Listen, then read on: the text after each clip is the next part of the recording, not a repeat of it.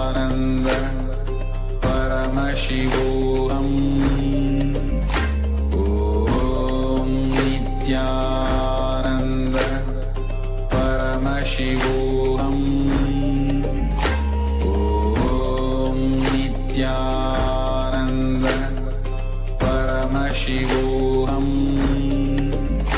Om Nithyananda Paramashivoham. Om Nithyananda Paramashivoham. Om Nithyananda Paramashivoham. Om Nithyananda Paramashivoham. Om Nithyananda Paramashivoham. Om Nithyananda Paramashivoham.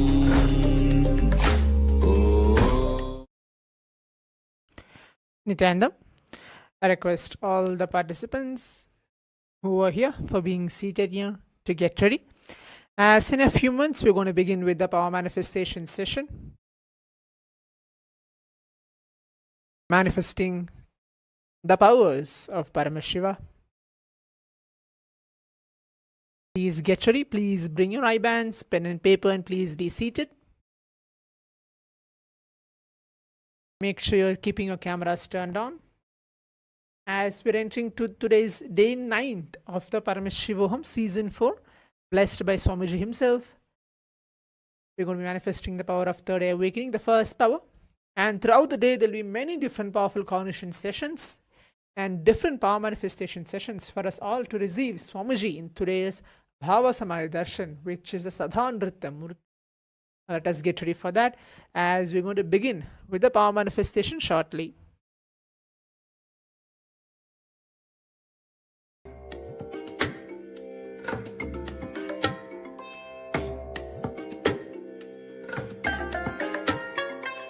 I bless you all. Let you all open all your three eyes and manifest the powers of Sadashiva. Om Nithyananda Paramashivoham. Om Nithyananda Paramashivoham. Om Nithyananda Paramashivoham. Om Nithyananda Paramashivoham. Om Nithyananda Paramashivoham. Om Nithyananda Paramashivoham. Om Nithyananda Paramashivoham. Om Nithyananda Paramashivoham. Om Nithyananda Paramashivoham. Om Nithyananda Paramashivoham. Om Nithyananda Paramashivoham.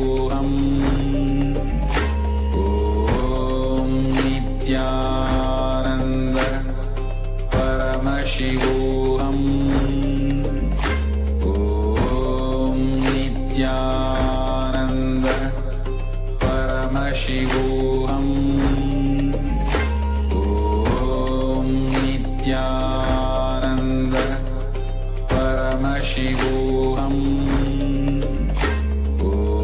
Om Nithyananda Paramashivoham. Om Nithyananda Paramashivoham. Om Nithyananda Paramashivoham. Om Nithyananda Paramashivoham. Om Nithyananda Paramashivoham.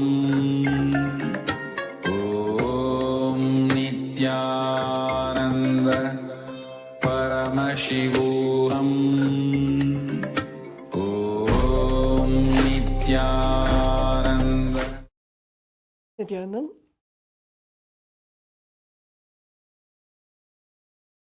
Welcoming all the Paramashivoham participants to this beautiful day of the day 9, season 4 of Paramashivoham. And after this wonderful Dvitiya Vinyasa Krama, let's all get ready to settle down to begin the power manifestation session. We'll be manifesting the power of third eye reading. Make sure you're seated, make sure you have the eye bands ready.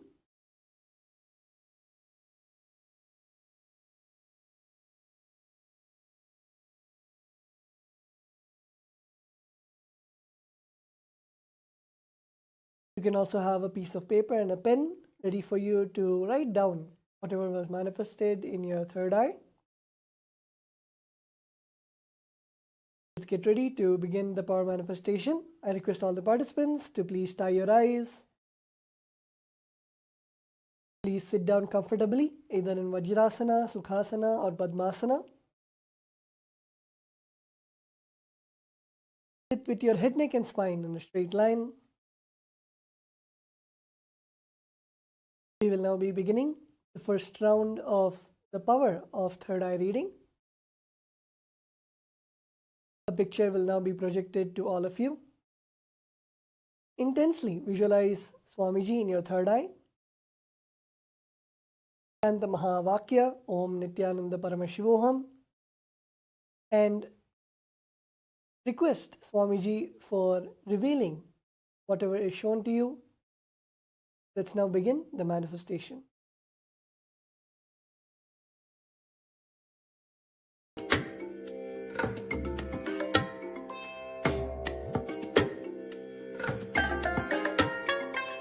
I bless you all.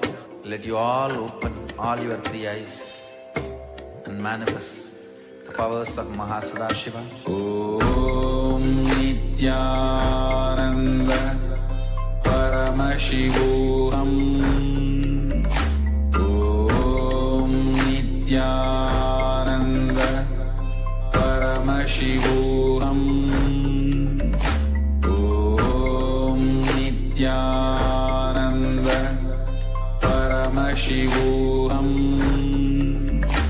Om Nithyananda Paramashivoham. Om Nithyananda Paramashivoham. Om Nithyananda Paramashivoham. Om Nithyananda Paramashivoham. Om Nithyananda Paramashivoham. Om Nithyananda Paramashivoham. Om Nithyananda Paramashivoham. Om Nithyananda Paramashivoham. Om Nithyananda Paramashivoham. Om Nithyananda Paramashivoham. Om Nithyananda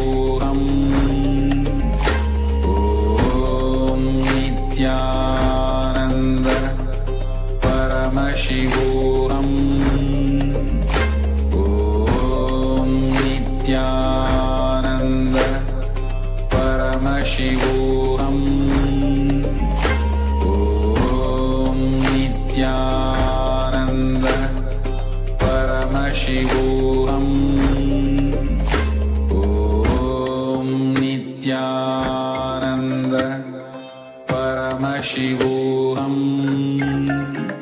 Om Nithyananda Paramashivoham. Om Nithyananda Paramashivoham.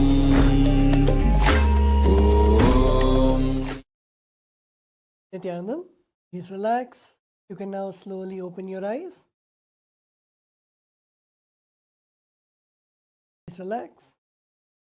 And you can start typing down in the Zoom chat whatever you are able to see in your third eye, whether you're able to see the shapes, the colors, the pictures, or any letters, whatever you're able to see, start typing it down without any self-doubt, self-hatred, self-denial. Exactly whatever Bhagavan, whatever Swamiji has shown to you through your third eye, start typing it down. Yes, Zach is saying blue light.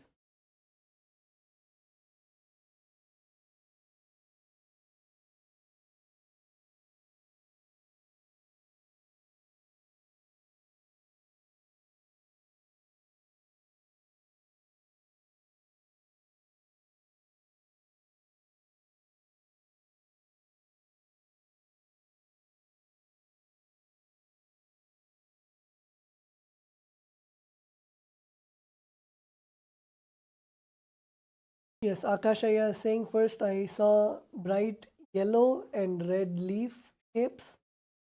Later everything was white. Okay, wonderful.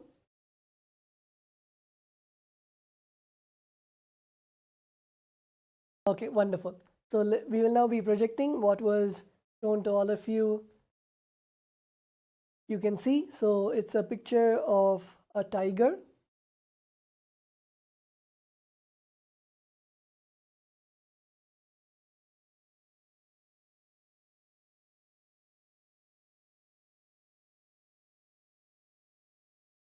So we can see that, yes, like how Akashaya said, leaf shapes are there. So you can see the tiger. You're able to see the tiger or the colors of green, black, white, orange. It's wonderful. So we'll now be beginning the round 2 of the manifestation. We have another beautiful round.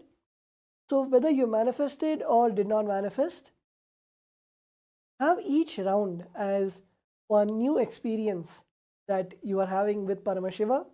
So don't have either the greed or the fear, and just allow Swamiji to flow through you. So let's all close our eyes. Please make sure that you have the eye band and you are tightly covering your eyes so that there is no light.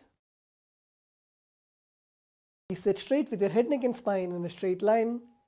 Visualize our beloved Swamiji in your third eye. And intensely chant the Mahavakya, Om Nithyananda Paramashivoham. And let's begin the round 2 of the manifestation.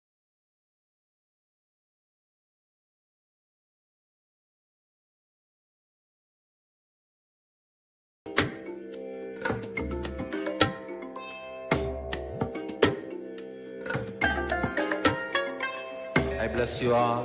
Let you all open all your 3 eyes and manifest the powers of Sadashiva. Om Nithyananda Paramashivoham.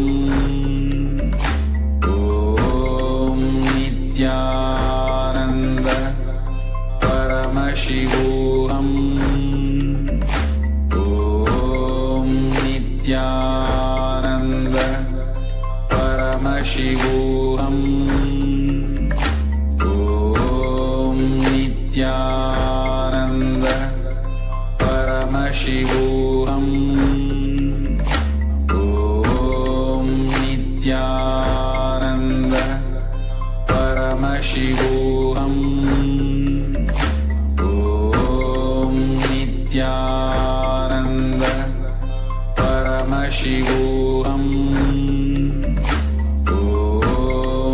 Nithyananda Paramashivoham.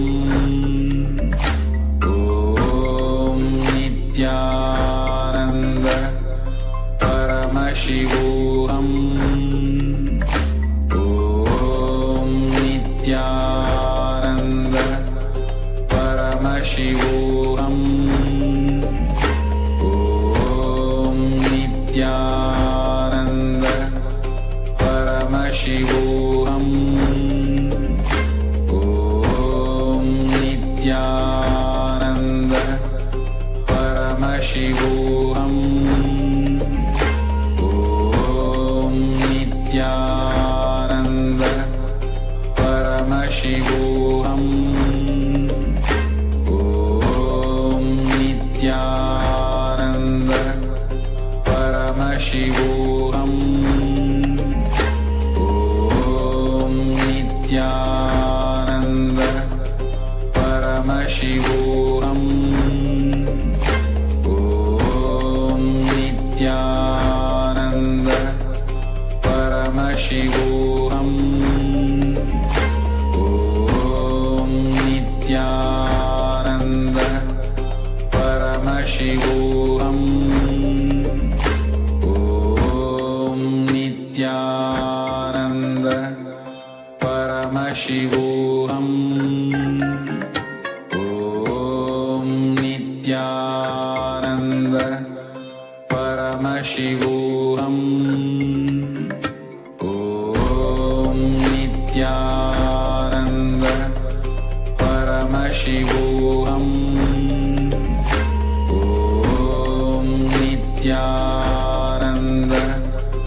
Paramashivoham. Om Nithyananda Paramashivoham. Om Nithyananda Paramashivoham. Om Nithyananda Paramashivoham. Om Nithyananda Paramashivoham. Om Nithyananda Paramashivoham. Om Nithyananda Paramashivoham. Om Nithyananda Paramashivoham. Om Nithyananda Paramashivoham. Om Nithyananda Paramashivoham. Om Nithyananda. Please relax, and you can now open your eyes. Start typing down what was revealed to you in your third eye, whatever Swamiji showed you, whether it is colors or shapes or pictures or numbers or letters, whatever you are able to see. Start typing it down in the Zoom chat. And just in a few moments, we will then be revealing to you what was shown to you in your third eye. So let's type what we were able to see through our third eye. Anything which you are able to see, start typing it down.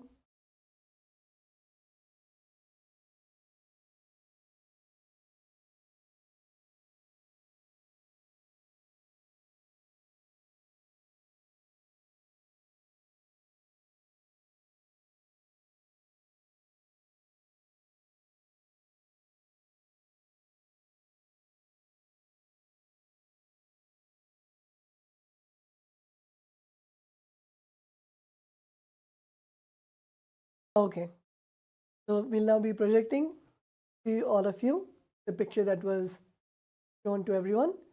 So as you can see, it's a picture of a peacock. You can see the peacock, its feathers, the different colors like blue, green.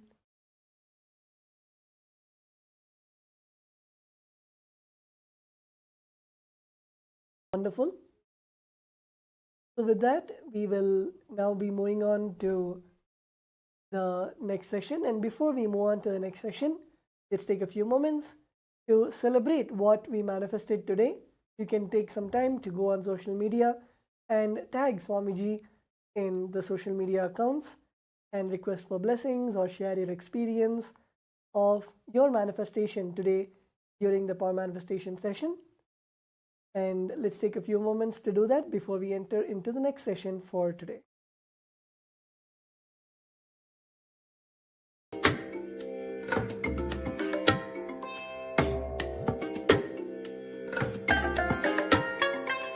I bless you all. Let you all open all your three eyes and manifest the powers of Sadashiva. Om Nithyananda Paramashivoham. Om Nithyananda Paramashivoham. Om Nithyananda Paramashivoham. Om Nithyananda Paramashivoham. Om Nithyananda Paramashivoham. Om Nithyananda Paramashivoham. Om Nithyananda Paramashivoham. Om Nithyananda Paramashivoham. Om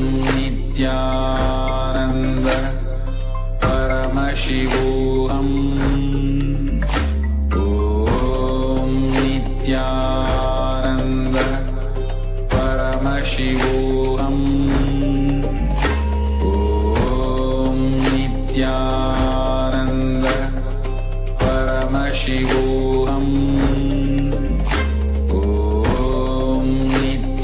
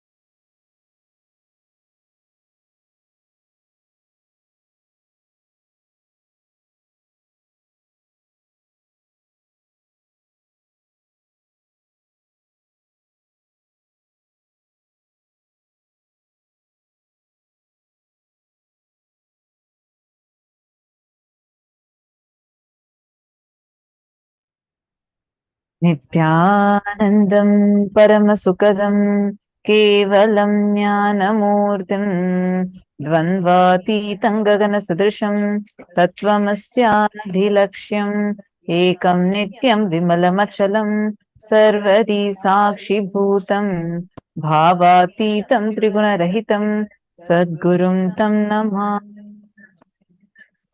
Nithyanandam, Nithyanandam, everyone. We welcome all the participants, every one of you, for this very, very special day today. Today, the whole day is all about harnessing the power of feeling connection, harnessing the power of experiencing feeling connection with ultimate, the Parama Advaita Anubhuti. So, we welcome every one of you for your day 11 of Paramashivoham.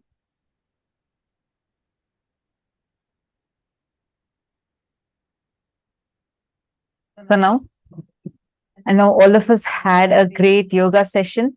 Did all of you enjoy the yoga session? And how was the power manifestation? Wonderful. Yesterday, we all had such an amazing revelation from Swamiji. And so many of you all have already watched the Interstellar movie, as Swamiji told in yesterday's session.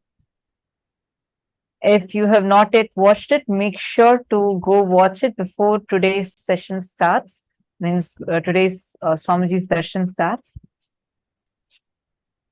All right. Let us now enter into what exactly are we going to be learning today. In today's program, you're going to be learning some of the very powerful cognitions, like the right attitude for prayer, and what is the Sadashiva Rahasya, the secrets, the cosmic secrets of how to have feeling connection, and what does real surrender mean? What is Bhakti, the ultimate ecstasy? It is going to be a real juicy day for us, because literally, I mean, you don't need to do any effort from your side. Just listening to today's sessions will raise you to such intense bliss. You'll see it as an experience, you'll experience it, and you will manifest the powers also out of this bliss. So let's all get started with our very first session of the day, where you're going to learn about experiencing Samadhi. And today, please make sure you're continuously interacting with us, sharing what your clicks are, what you're learning with us. And most importantly, if you have questions, please feel free to ask us and let us learn, have these breakthroughs together. We will now enter into the first session.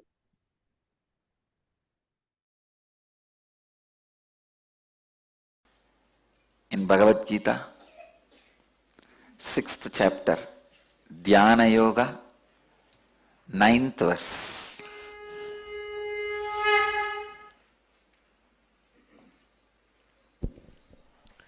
सुहृन्मित्रार्युदासीना मध्यस्तद्वेष्य बन्धुषु साधुष्वपि च पापेषु समबुद्धिर्विशिष्यते.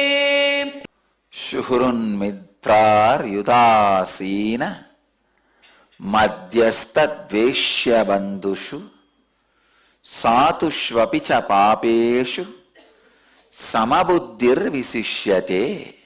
Wow.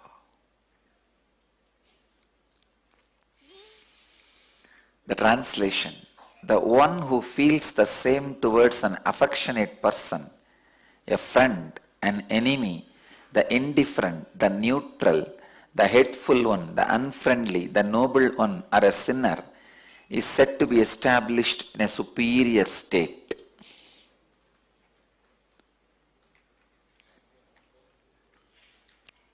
Understand these few basic sacred secrets. Meditation is not an action, it is a lifestyle. That is why in the chapter on meditation, Bhagavan is talking about all these things. You can never start meditating, you can only become meditative. Understand? There is a vast difference between starting the meditation or becoming meditative. Meditation is not a anacin, metazin, antidepressant. No. Meditation is not anacin, metazin, antidepressant.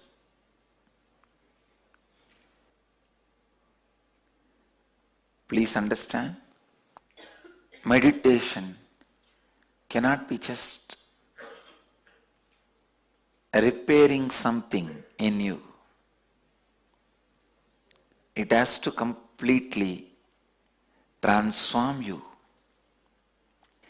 Everybody has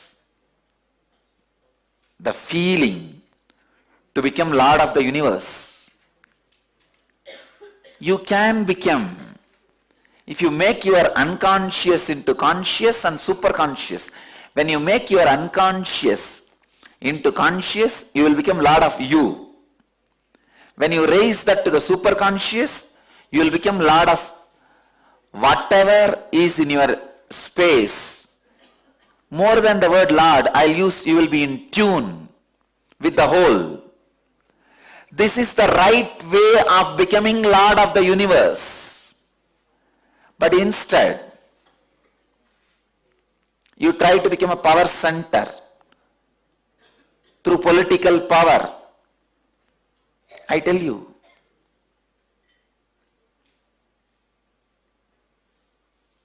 even in the school, the class leader, it is nothing but political power. Why even in the school we can't survive without a leader? Why should somebody aspire to be a class leader? First time I resisted this political structure is when I was appointed as a class leader. When I was in the 7th standard, I still remember. The teacher, she was a Jain family teacher.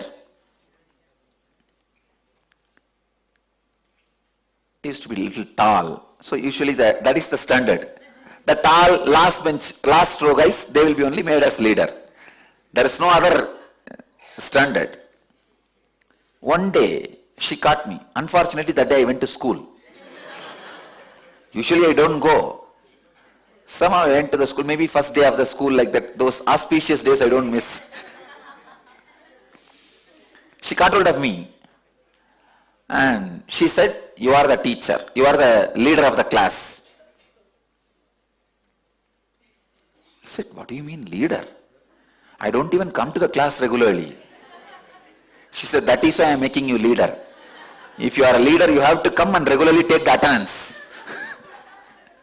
And you have to keep the class under the control. And I said, nothing doing. Leaders are the greatest followers. They lose their freedom. So I told my teacher, no, I will not be a leader. She insisted. Then we got into the argument. I said, leaders are the people who are not able to lead themselves, so they go on trying to satisfy that unable to control themselves by controlling others. When you are not able to lead you, that unfulfillment you try to fulfill by leading others or trying to lead others. Leading others is the ultimate hypocrisy. He also knows he is not going to listen to you. He will topple you down the moment he gets the chance. What is leadership? Group of followers waiting to topple down. One person. That one person is called leader. The unconsciousness, when it is not able to express through the proper channel and it finds shortcut to fulfill its ambition, it is called power structure. When the subconsciousness is not able to fulfill its purpose, the perversion it creates is greed structure. Let me explain this subconsciousness. What is subconsciousness? Subconsciousness is nothing but the space where you dump your unfulfilled but imagined, visualized fantasies. For example,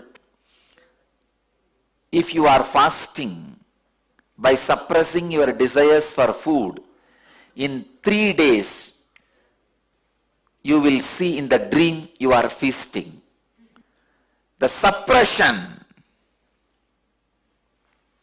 creates subconsciousness. Understand,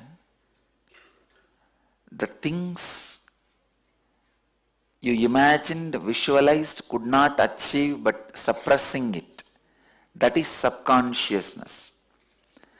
That, when it is not able to fulfill itself, it comes out of you as a greed perversion. What is the way for the subconscious to release itself properly? Right amount of sleeping and dreaming.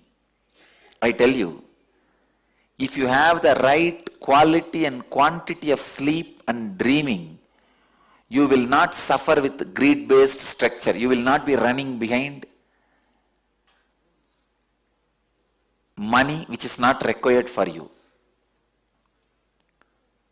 That is why all the civilizations which are suffering with greed suffers with sleeplessness.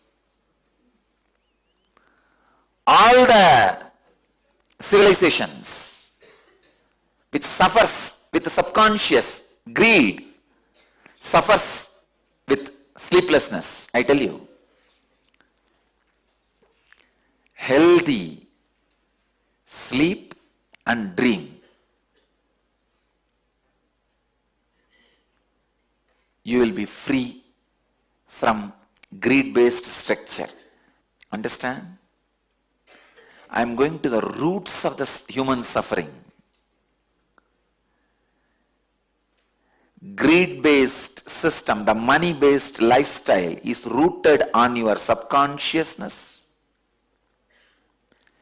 A good sleep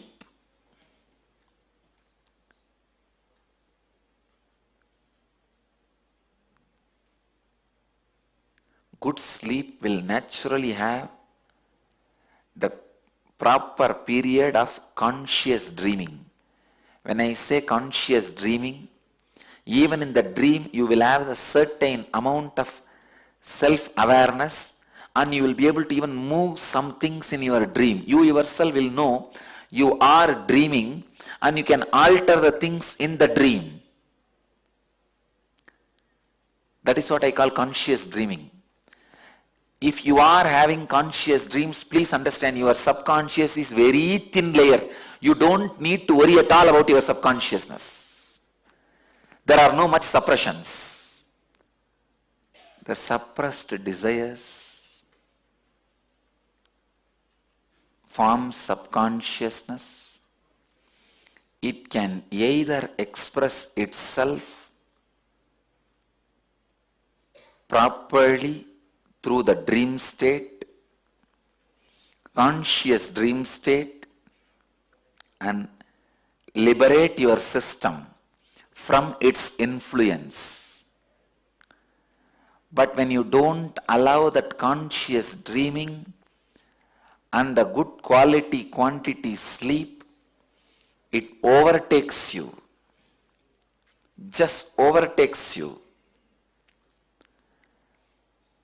And the system you create is greed-based money system. the collective suppressed subconscious is responsible for the collective belief, mass hysteric belief. That's the right word I'll use. Mass hysteric belief of money. Next, when the unconsciousness means you just don't know what you are missing, but you are missing something. When you know what you are missing, it is subconsciousness. When you don't even know what you are missing, but you are feeling you are missing something, is unconsciousness. When you don't miss anything, it is consciousness. When you become Mr. of the Universe, it is super consciousness.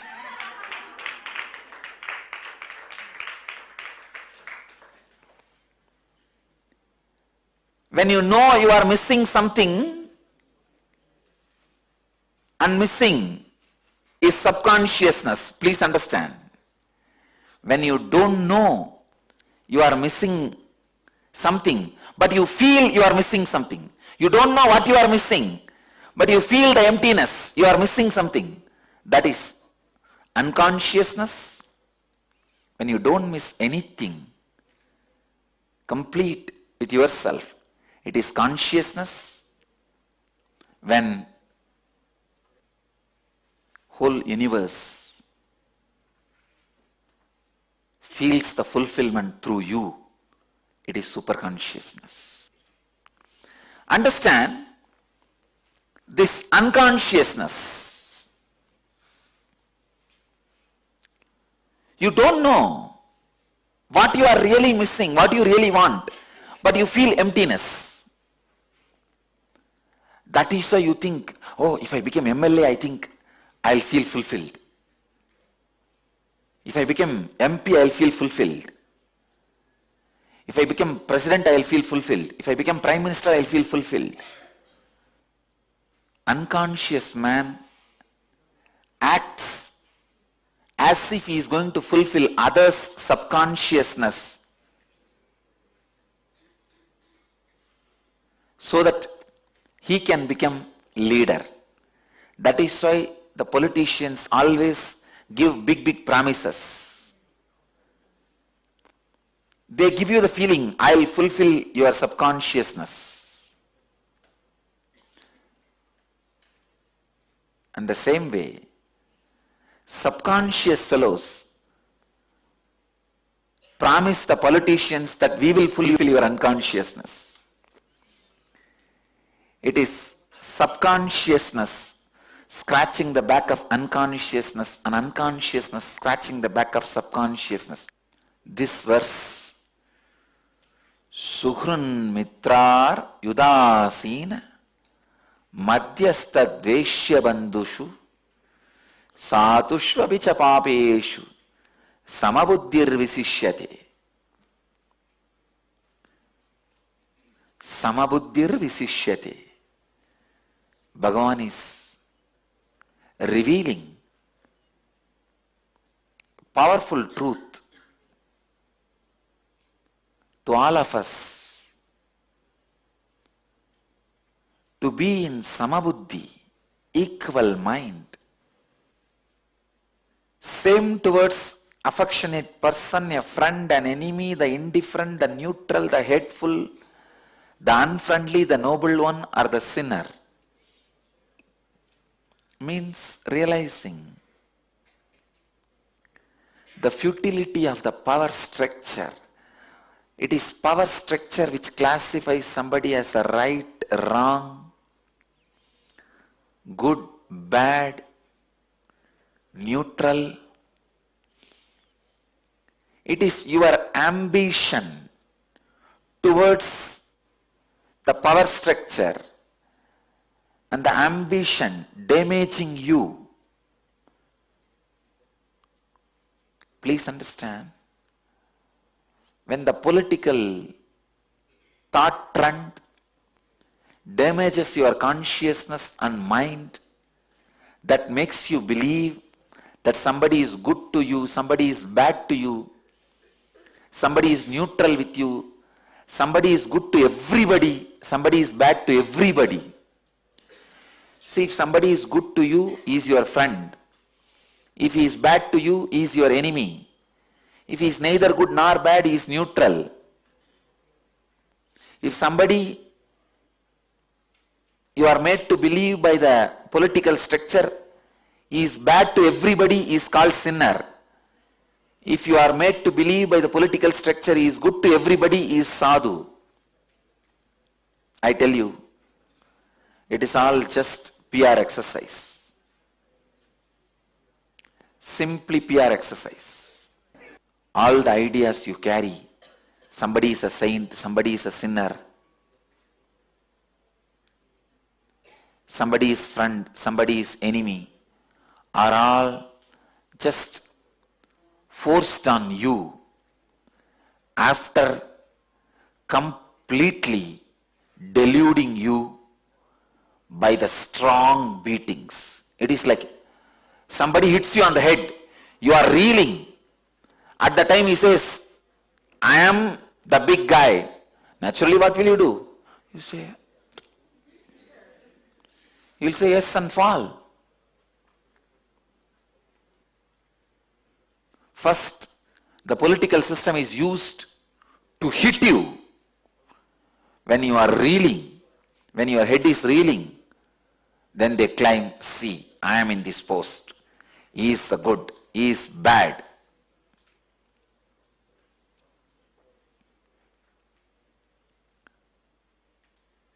It is time we bring a human civilization where the money-based thought trend and political thought trend does not become part of our life. It just stands as a utility. Let the shoes be left in shoe stand. Umbrella be left in umbrella stand. Let them not come to the bedroom. Let the influence over the citizens by the political system be reduced.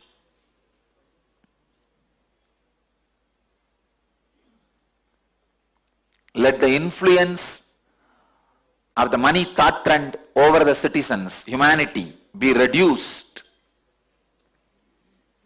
Let them be just for only utility. Let it not become lifestyle.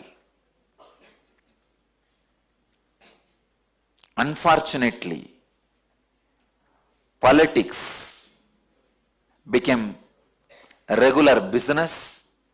Business became ambition to have power over politicians.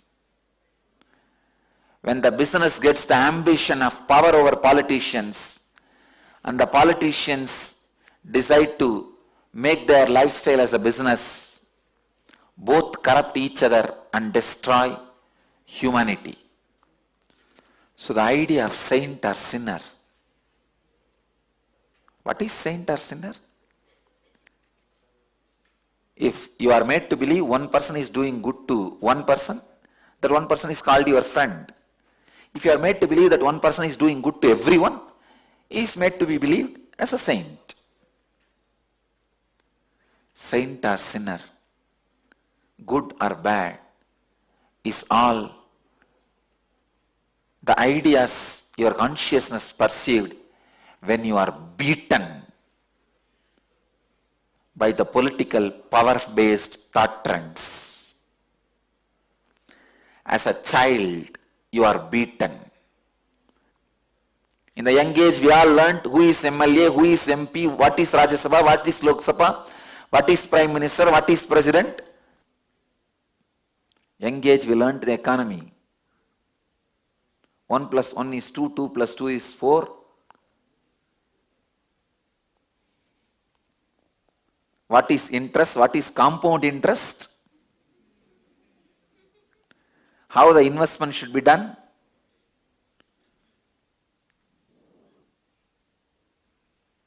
My Gurukul kids should know. There is no 1 plus 1. there is only one, which is beyond one. The one itself was created for utility, and the 1 plus 1 is also utility. Things which you created for utility, when you became utility for them, it is like you create fire for you cooking and eating, but fire eats you.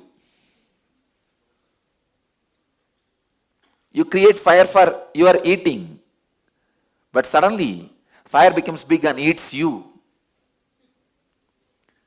People who are eating from the fire are conscious beings.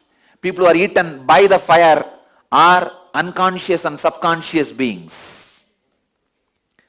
Here Krishna says, wake up, be a conscious being. That is what I call inner awakening. Waking up to the facts of power-based political thought trends and protecting yourself is yen leadership. Waking up to the facts of greed-based money thought trends and protecting yourself is yen wealth. Let the wealth be enlightening wealth. Let the leadership consciousness be enlightening leadership consciousness in you. It is so unfortunate. Even some of the most intelligent people are caught in this thought trend and unable to come out of it. Understand the roots of why you feel somebody is friend, somebody is enemy, somebody is neutral, somebody is good, somebody is bad. Then you will understand all your ideas are just ideas. When you realize that, everybody will be graceful. The moment you feel everything and everybody is graceful, that is when you achieve what Bhagavan calls samabuddhir visishyate. Let your thought trend be repaired, purified, cleansed. Let the political thought structure, which is unconsciousness based, and the economical thought trend, which is subconscious based,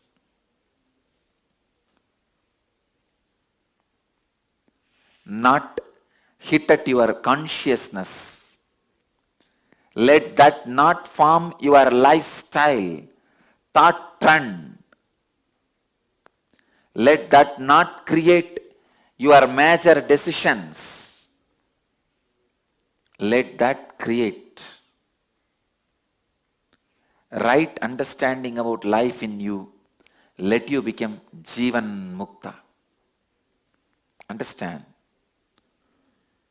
If you understand how the collective unconscious thought trend damages you, collective subconscious thought trend damages you, and if you protect yourself consciously from those damages and live a whole life, you are Jivan Mukta. Even if you compromise with the power-based thought trend and money-based thought trend, let you do after understanding the insider secrets of both systems. Then you will not be taken away by it. You will protect yourself. You know where to keep the fire, how to cook, and how much food can go inside, and how when it is dangerous, and you will be intelligent to play the game. At the most, maybe rarely as an exemption, accidents may happen, you will die. But as a life, you may protect yourself. But when you don't even know the political thought trends are from unconscious and money-based thought trends are from subconscious, you give them sacredness. You associate sanctity to both. When you associate Even if you associate legitimacy to both of them, you are wrong. If you associate sacredness to both of them, you are worshipping devil, thinking it's God. Internally, do not give legitimacy to the money-based and power-based thought trends. Fear-based and greed-based thought trends. Let it not be legitimized.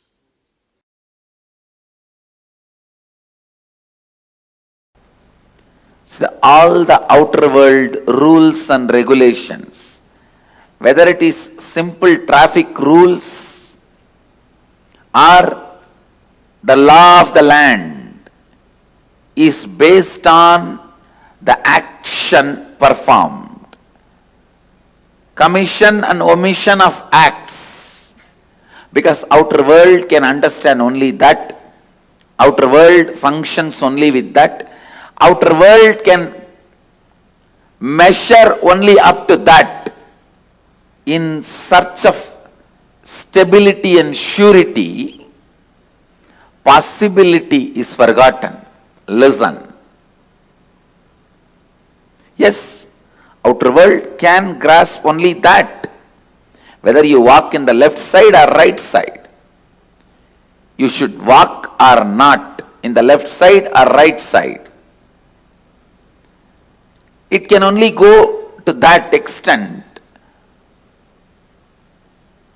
Outer world can understand only that extent is not wrong, but they try to become fanatically declaring only that much exists is something seriously wrong.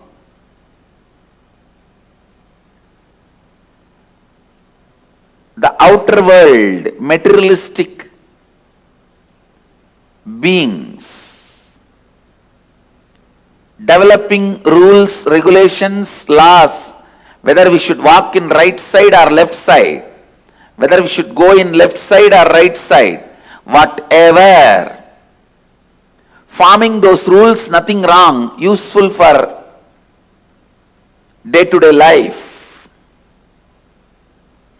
But when they try to declare, there ends the matter of life. Nothing further exists. Something is seriously wrong. Then something is seriously wrong.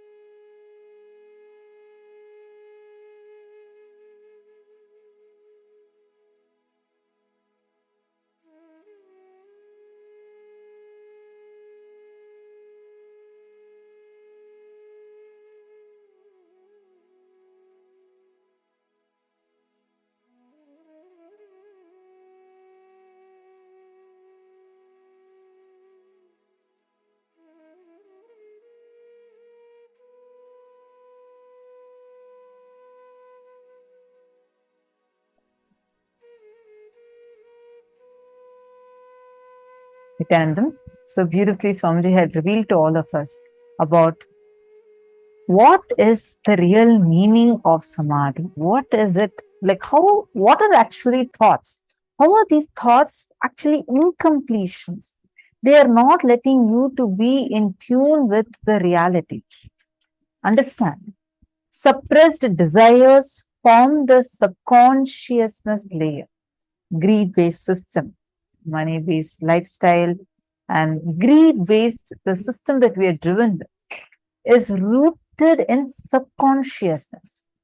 A good sleep with conscious dreaming, where the suppressed desires express themselves, and even in the dream, you will have certain self-awareness, and you will be able to alter the things in the dream, will ensure that the subconsciousness doesn't contribute to the collective mass hysteric belief of money.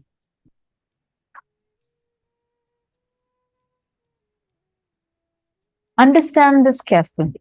Unconsciousness is you don't know what you're really missing, what you really want, but you feel emptiness. How many of us see that? Many times you don't even know what is it that you're running for. What is it that you're so badly missing in life? What exactly you really, really want? But there is one thing inside you that constantly makes you feel like empty, not fulfilled. And then you try to project that desire onto something else, thinking, okay, probably this might be it. This might be bringing me that real fulfillment. Probably that might be the source that I'm waiting for. How many of you have experienced this?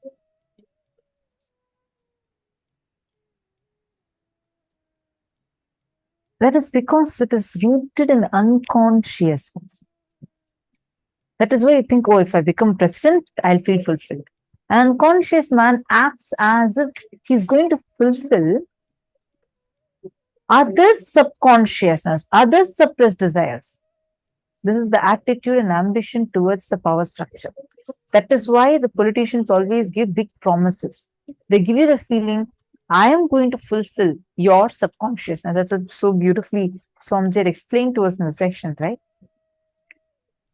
The subconsciousness based driven, like unconsciousness based driven society is the root cause of all the problems we are facing, whether it's climate crisis or it is the problem like war or terrorism.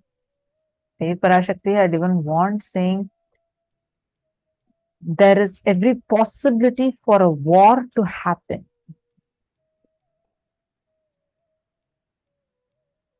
Like the third, not possibilities. Parashakti warned, Devi Parashakti warned through Swamiji in 2021, 2 years back, saying that within 3 years, the third world war is going to happen, starting from Israel and Palestine.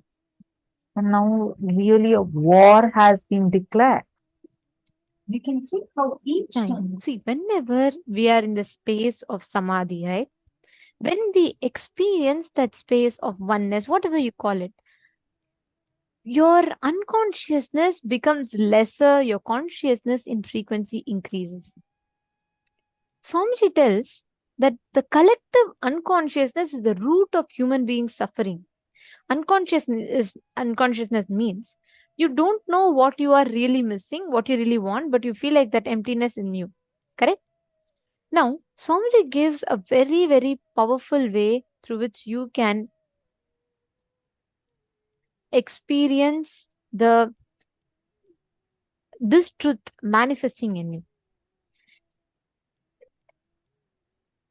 If it is time, we bring human civilization to where the money-based thought trends and political thought trends does not become part of our life, and it just stands as a utility and it does not become life. Swamiji tells, the moment your money, which is supposed to be your medium, becomes your goal, you have lost the purpose of your life. The moment you start giving your priority to, if you make money as the goal of your life, you start losing the essence of what is life. And listen very carefully. If you just cognize this one truth in you, you will understand the whole gameplay of how exactly life flows. Let's do one thing, okay? I request each of you to pen down examples from your own life for both these roots of suffering. The things you imagined, visualized, but could not achieve. Example, I wanted to become a model, but I landed up becoming a house. Whatever is the thing you wanted, like we'll say, no, from my young age, I was dreaming of becoming like a doctor, but I couldn't. I became an engineer. Write down the things you wanted to achieve, but you didn't. But you don't know what you're missing, and you're missing something. For example, you'll say, oh, if I become MLA, I think I'll feel fulfilled. If I become MP, I'll feel fulfilled. If I become president, I'll feel fulfilled. How much ever you achieve, you still feel like you're missing something. Can each of you write down examples for these two? Please take a few minutes and pen down.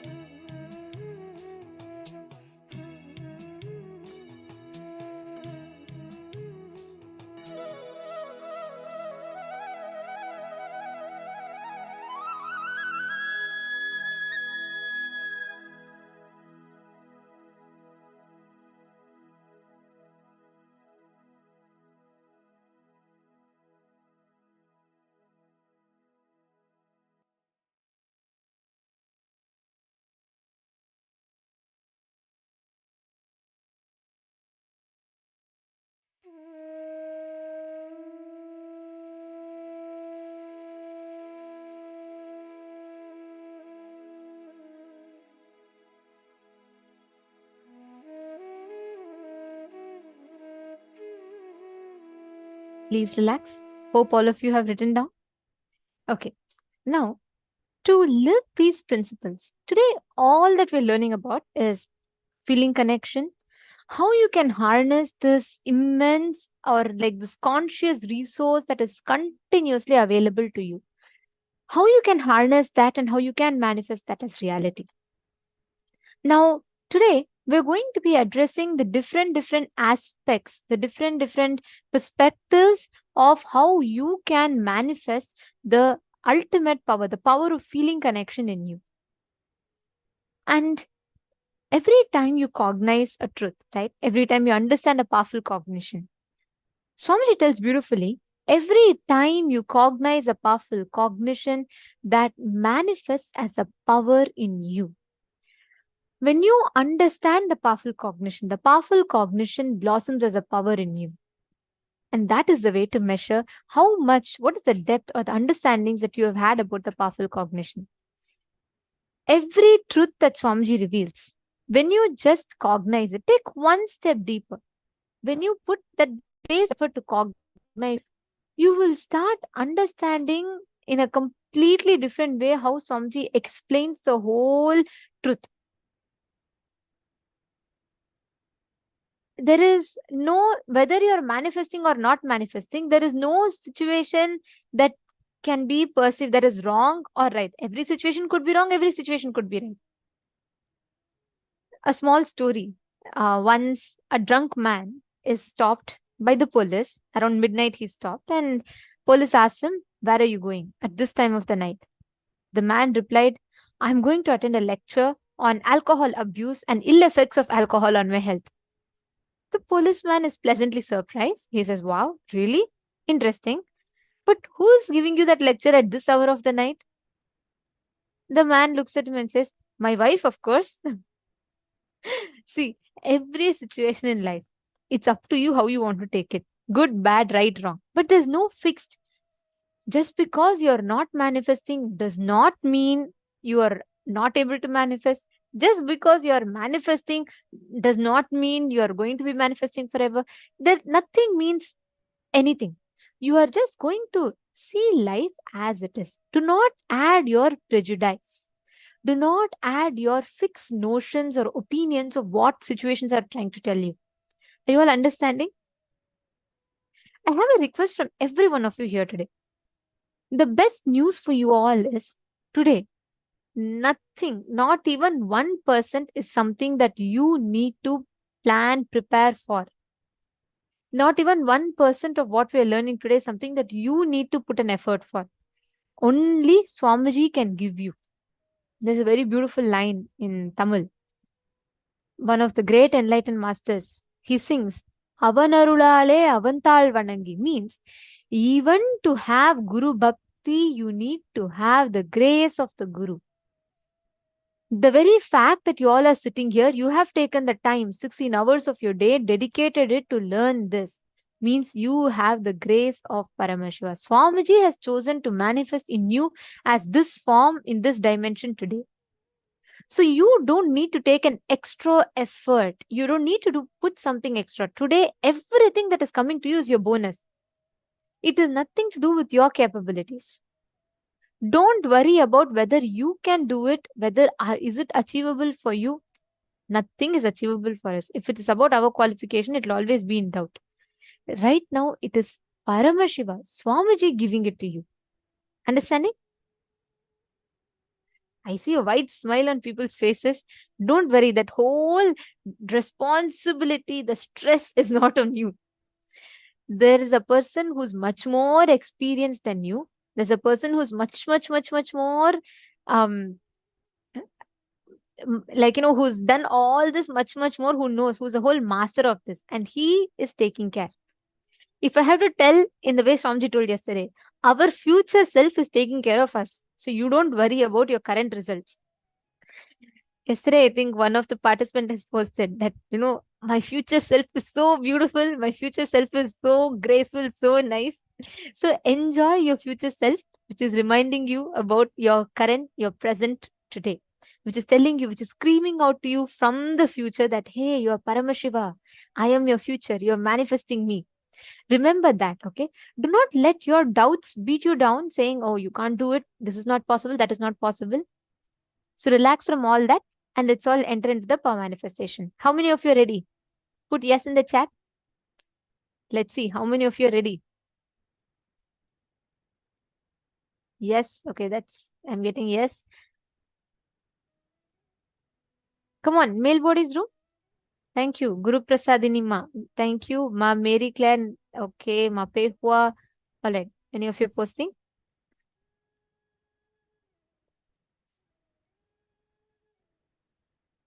Kiyan.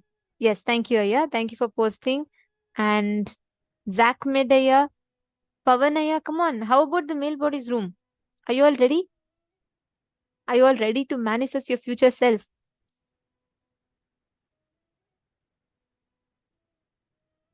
Akash Jaranamazaya saying you have a whole list of questions. Please put the questions. We will answer all of them. Sometimes due to the time constraint, we are not able to take all the questions at once. So because many of you tend to put questions all at once, so sometimes it may get missed, but typically we do our best to answer everything. Even if it gets missed, I have a request for you, Aya. If you could please put your questions again. Like every time we come and conduct, when the video is not happening, you can feel free to post your questions and we will take it. Even if you think it's not really answered or you really want to hear and it got missed, please do not hesitate to post it once more. We will surely do it. There's no other reason we don't answer other than maybe we missed your message. So you can feel free to post all your questions. Okay. Jian Chang has posted, the master's lesson yesterday was great, especially his enlightenment on Paramashiva, where the illusion of me walking stairs diminished a lot. Beautiful. See, understand that is how Paramashiva, that's how Swamiji wakes us up to reality. It is not like, I used to always think enlightenment means one man will meditate under a tree, suddenly some golden light will glow in him, and then suddenly everything will change.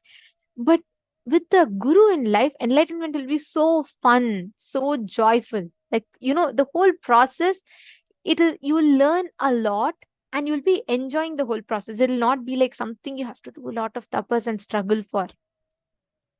Okay, so let's enter into the power manifestation now. Today, we're all going to be manifesting the power of Aushadha Darshanam, the ability to identify solutions for any problem. Whenever you are in the space of feeling connection, right? Your ability to identify problems, the reactions in life will reduce. You will be able to identify the exact problem, the source, and the solution just out of your conscious will.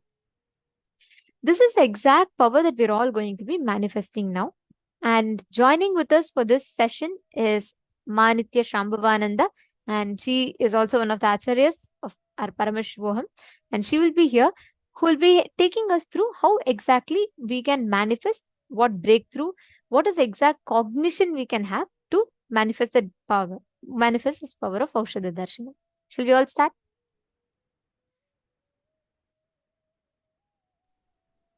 Perfect.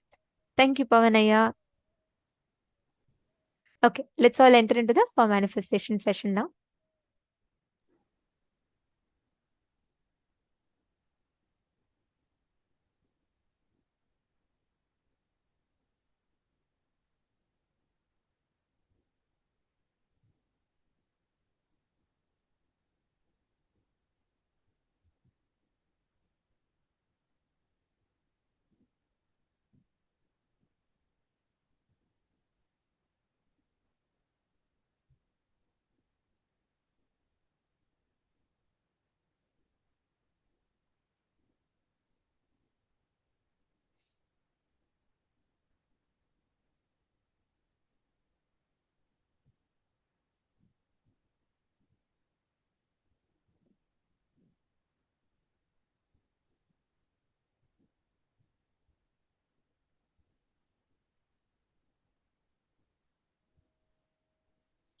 Now, let us enter into the power manifestation. Today's power is Aushadha Darshanam, literally the power of being able to identify the medicine for any disease. If any problem comes in front of you, it could be a small thorn prick, something itching, up to even a fracture, you'll immediately be able to diagnose the right disease and the right medicine to treat that disease. This is the whole power we are manifesting now. You have to understand the most important thing. All the information is already available in the cosmos. As Swamiji said, he is the future version of us, meaning that our possibility exists to be omniscient, omnipotent, and omnipresent. When we want to access this super conscious brain of ours, it's like, we have a remote server and you log into the remote server to access a further variety of abilities, apps, different things. The same way, to access this superconscious server, it is necessary for us to log out of these fear and greed-based patterns. That is what the whole science of power manifestation is. You're no longer functioning based on your subconscious or unconscious fear or greed-based patterns. They will not give you the powers. It is going to be that Samadhi space where you are opening up yourself to the entire cosmos, such that that is the information available to you. Right now, all the information that we have opened up ourselves to, that we have collected from our environment, is based on the basic fear and greed. Going beyond this is how we get into power manifestation. Just sitting in Samadhi, the Nirvikalpa Samadhi, the awareness that you are Swamiji. You are not the limited identity you perceive yourself as, but you are much higher than that. Are we all ready to start this power of Aushadha Darshanam?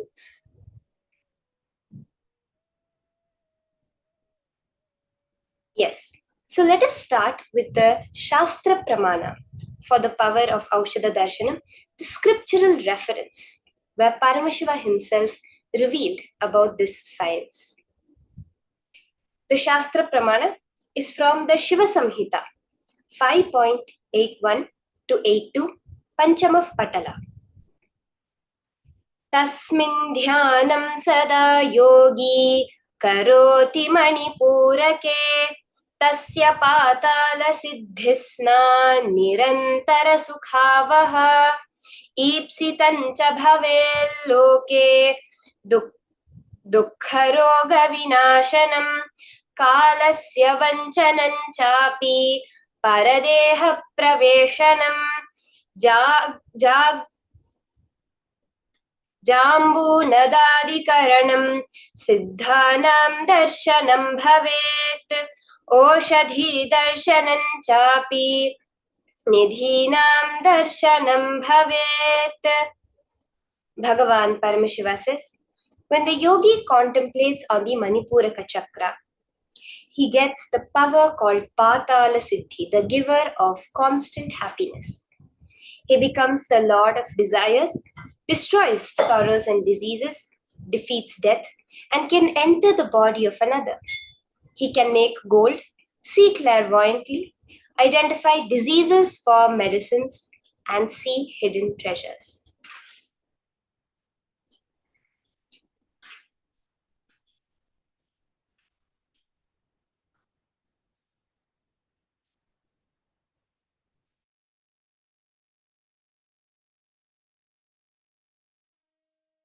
This exact science that our Shastras, Vedas, and Agamas have revealed.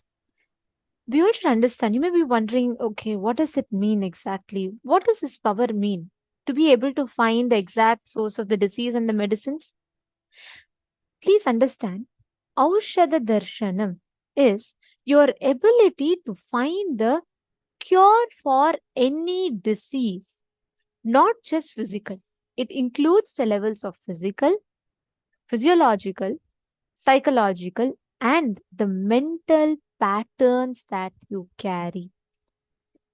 Actually, I'll have to tell you all this one incident. Okay, there was one Adinavasi who was very, very allergic to milk.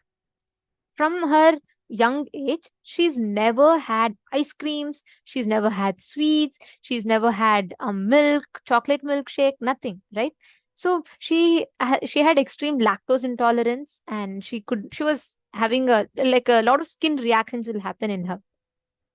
So what had happened was she was going for a lot of these treatments, and doctors couldn't really do anything, and they said she had to completely avoid it. Like, it was to such an extent that even if there was a trace of milk in the food, she would really react to it.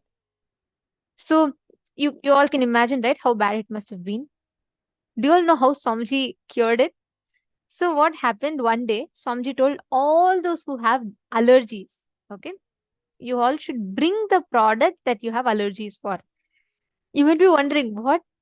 Listen to this. It's an amazing way that Swamiji gives his initiation. There's a very special initiation that happens in the program, in the physical inner awakening programs, where if someone has nut allergies, right, they will be bringing a bowl of almonds, some nuts that they're allergic to, and Swamiji will bless that nuts.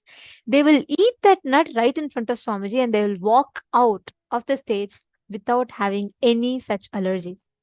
So this particular Adinavasi, so there was one ice cream that she really wants to enjoy, but she could never really taste it because she never really could eat anything that has milk.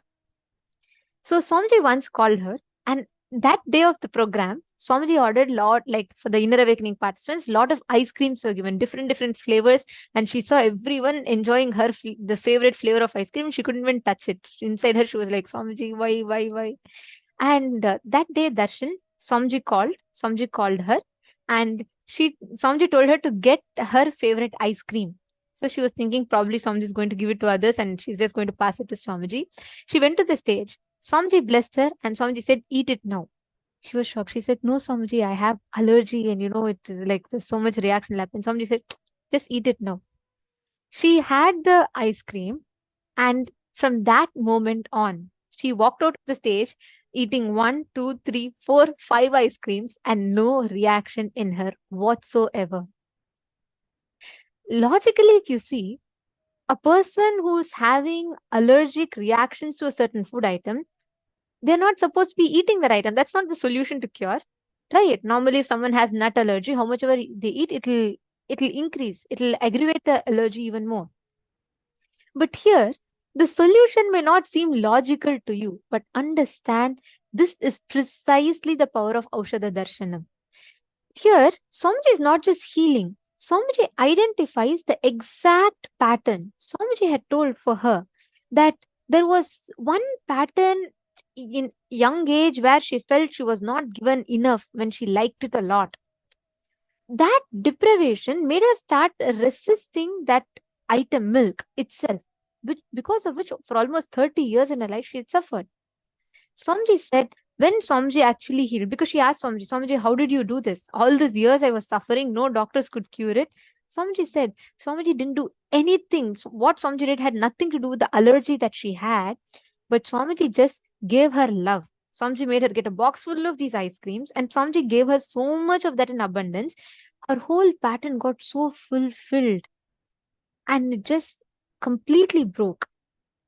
Understand, this is exactly how you manifest Aushadha Darshanam. The science is very simple. Not just identifying logical solutions. We have so many doctors for that. Here you're going to apply the superconscious intelligence. What does that mean? What manifests in your inner space when you connect to Swamiji? Understanding?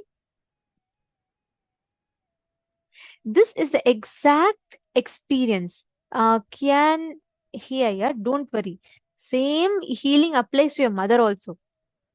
Just make her sit in darshan. Come on, we all have Paramashiva, our future self. That's what is ringing in me constantly since yesterday.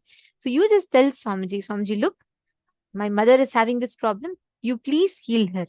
You leave it to Swamiji and you just bring her, let her sit. The problem is we need to take that one step where we bring them here, at least make them available so that, Swamiji can heal them. That's all. So you don't worry about the results. You don't worry about when it will happen. You relax. You bring your mother here, let her sit. Just sitting in Swamiji's breathing space will give her healing. And actually, Kian here, yeah, you're asking the right question in the right time, because as per the program, right, we have a dedicated day where we will be focusing on addressing all the health issues, which is tomorrow. All the health related problems, healing, receiving healers, initiation, everything is going to be happening. So if you could bring your mother tomorrow, that's the right time to bring her so that she can have the experience, not just receiving the initiation and darshan, she will also understand the science of being healthy. Pavanaya is asking what Aushadha is best for identifying the patterns in her subconsciousness. The Aushadha called Swamiji is the best Aushadha. Just constantly connect to Swamiji, sit here, digest the powerful cognitions, manifest powers. When you manifest powers, you will not just have the knowledge, you will have the experiential understanding of the knowledge.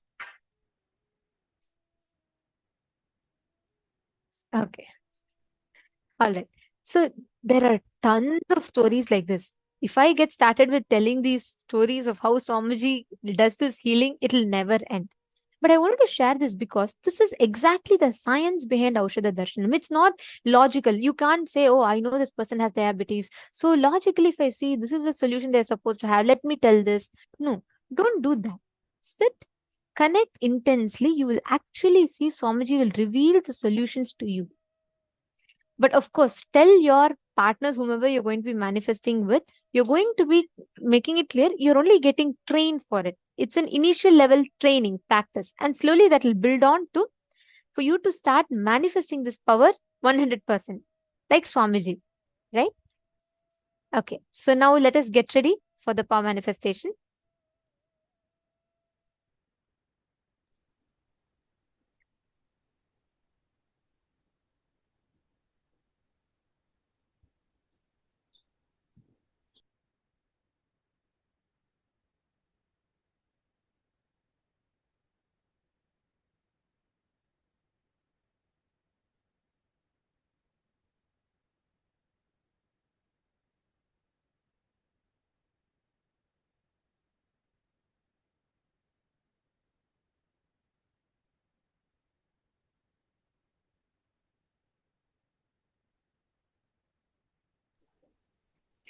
And actually, just now, as Ma Nithyananda was sharing, that same thing has happened. That's one of my own experiences. As a child, 4 or 5 years old, I had developed lactose intolerance.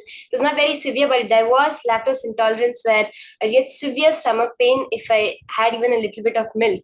And this is the exact same process during the program that Swamiji did, where I took 3 bowls, one with butter, one with curd, and one with, I think, ghee in it. And milk, sorry. And I went to Swamiji. Swamiji just blessed it, and in front of Swamiji we had the items. And from the next day onwards till today, from the age of 5 till now, almost 15 plus years, I've had no problems with any sort of problems with having lactose, having milk, or anything like that. That is the power that Swamiji has. And that is what all of us are manifesting. Each and every one of you are going to be scanning a particular medicine. So to get you started into the power, we have various levels.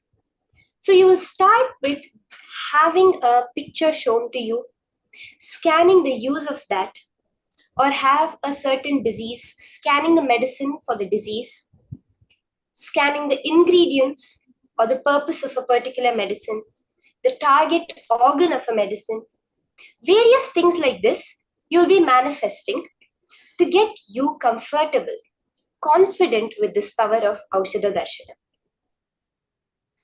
Now, you will all have a picture shown on screen. Each one of you are going to take that picture and drop it in your inner space. As I said, the information is available in the future self computer of you called Swamiji. That super conscious self of you. Tune into that. Let there not be any fear or greed patterns running you. Any fear comes up. Oh, will I be able to manifest? Will the manifestation happen for me? I'm not seeing anything. Surrender that to that super consciousness, Swamiji. If the thoughts come up, oh, I really wanted to manifest, I hope it manifests for me, it'll be really, really nice. These greed patterns also, surrender them to Swamiji. All you have to do is sit as Swamiji. He is doing the job. You are only witnessing him manifesting through this component, this tiny piece of holograph of him that you call you. So sit straight, close your eyes, chant the Mahavakya, Om Nithyananda Paramashivoham intensely. Unclutch from any thoughts coming up. All thought is only fear or greed. Be firm. I want only Paramashiva, Swamiji, within me now.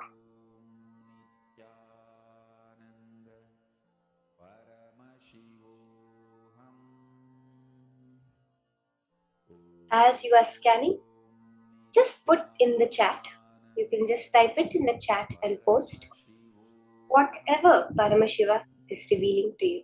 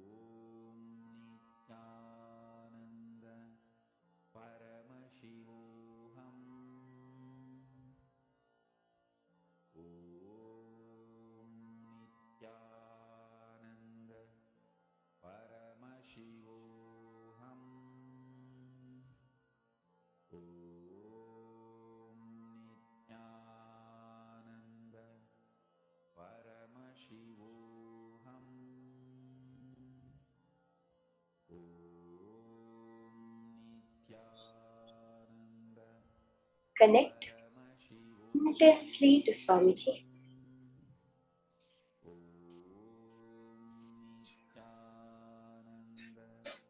Let there be only Paramashiva. Whatever Paramashiva is revealing to you, whatever Swamiji is showing to you, just write it down, type it down and post in your Zoom. When you post it, put as much detail as Swamiji is showing you. Show whatever you can, like if you're seeing colors, if you're having some smells, some visualizations, whatever it is, exactly like that, type it down and send it, post it.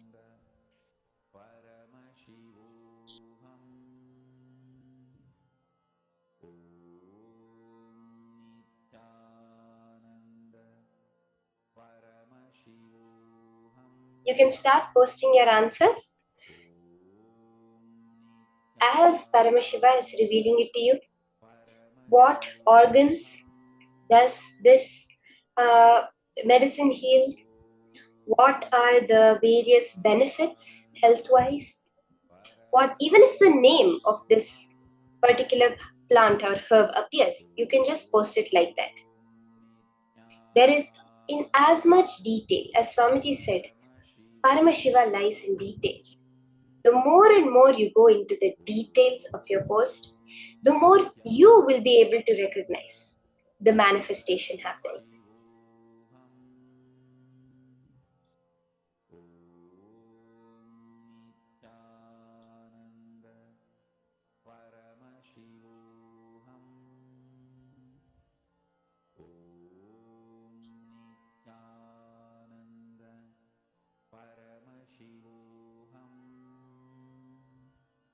Okay, let's now see the answer. Before we verify, let's see what was the exact picture that was shown. What are the details of the healing properties of this particular herb? So the name of this herb is the Gloriosa lily, the Gloriosa lily. In its indigenous regions of southern and tropical Africa and parts of Asia, the Gloriosa lily has long been valued for its medicinal uses. In Indian Ayurvedic medicine, the plants are used to treat skin conditions such as leprosy, ringworm, itching, ulcers, and bruising. It is also used in poultices to treat arthritis and sprains and snake bites. In parts of Africa, the tubers are used to make eardrops and relieve gum irritation. The leaves, tubers, and sap treat parasitic infestations such as tapeworms, roundworms, and liver flukes. Ash from burnt leaves is used to promote wound healing. The Gloriosa lily sap is used to treat acne also. Despite its use in traditional medicine, Gloriosa plants are not edible. In fact, all the parts of the plants are toxic and should not be ingested, as they contain the alkaloid compound colchicine. In fact, the plants are cultivated commercially as a source of colchicine. Seeds contain a high level of colchicine, an ingredient in some gout pharmaceuticals. It's considered an important medicine due to its traditional uses in the treatment of gout, wound, snake bites, ulcers, arthritis, cholera, colic, kidney problems, typhus, itching, leprosy, bruises, sprains, hemorrhoids, cancer, impotence, and infertility. Okay, let's go through the answers. Kima Sudha Dandapani, you have put that it's heals skin and inflammation. That is so accurate, ma'am, because as you see the whole that it says in Ayurvedic medicine, the whole this plant is used to treat skin conditions.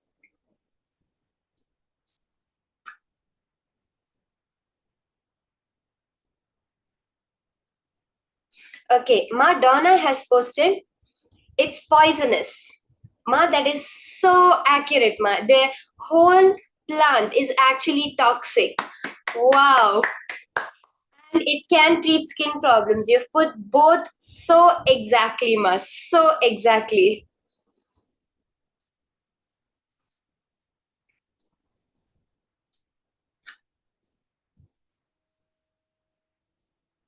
So many of you are manifesting so beautifully, posting the skin. I think many people are actually catching on to the fact that it treats your skin. And Madonna, you got it exact. You actually saw that the plant was toxic, poisonous, and that it treats skin conditions. I will tell each and every one of you, when you manifest, when you see that Paramashiva manifesting, understand it's not a small thing.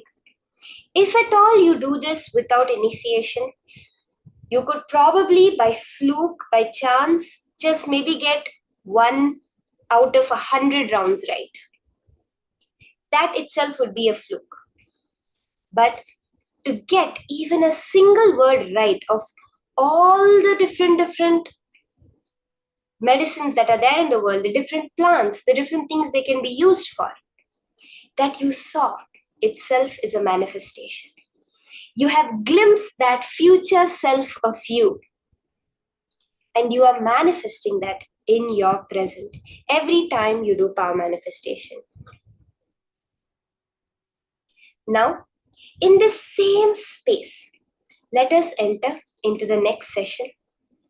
Hold that context of manifesting Paramashiva.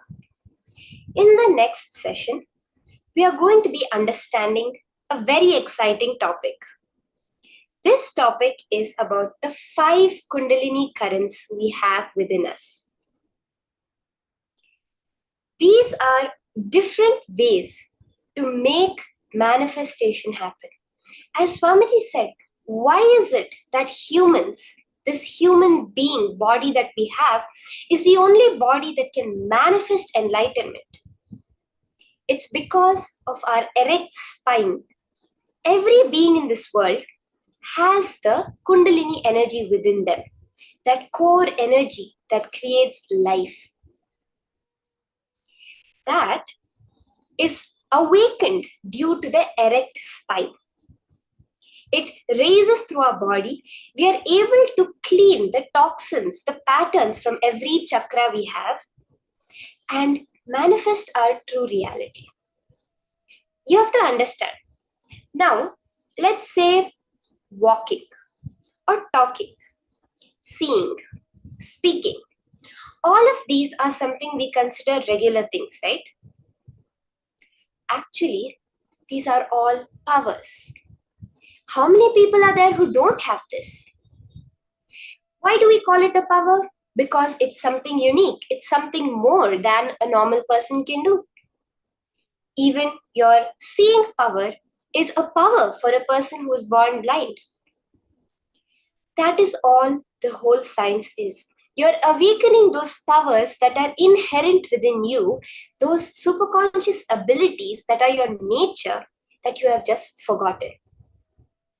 Let's enter now into the further powerful cognitions from Swamiji on 5 Kundalini currents.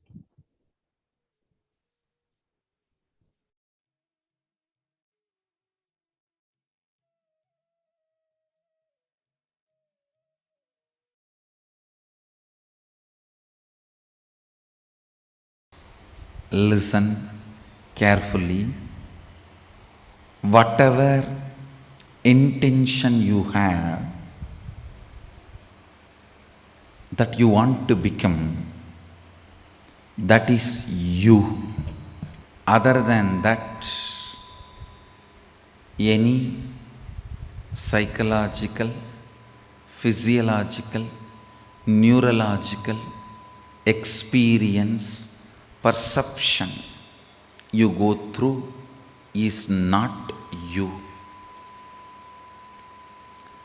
If you feel depressed about your body and your mind and about yourself, or if you feel excited, elated about your body, your mind, and about you. Whether depression or excitement, nothing is you. Nothing is you. When Arunagiri Yogeshwara shared these words with me, the way it entered into my system, the way it became part of my cognition, the way it became part of my reality, from that day, never physiological, psychological, neurological ups and downs can bind me in any way. Listen to this truth and contemplate on it. I'll support you to experience that as reality. I still remember you are sitting in this very posture, Sukhasana, having hand on my shoulder, and said the exact words uttered in Tamil. மெயின் நினைவாலோ உயிர் நினைவாலோ மூளையாலோ உணர்பவை உள்ளது அல்ல.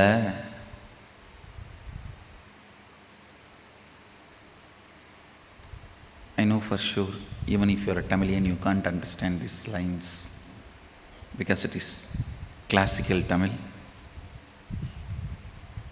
I asked him, then what is me?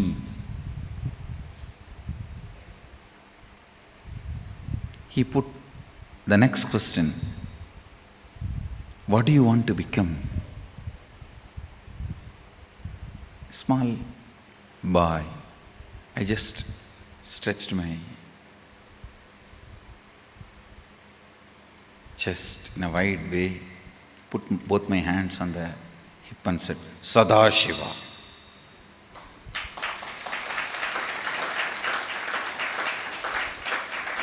Whatever I heard from the temple lectures, satsangs, pravachans, books, that is what I know as ultimate. So I put both my hands on the hip and said, looking into his both eyes, said, Sadashiva. And already his hand was on my shoulder.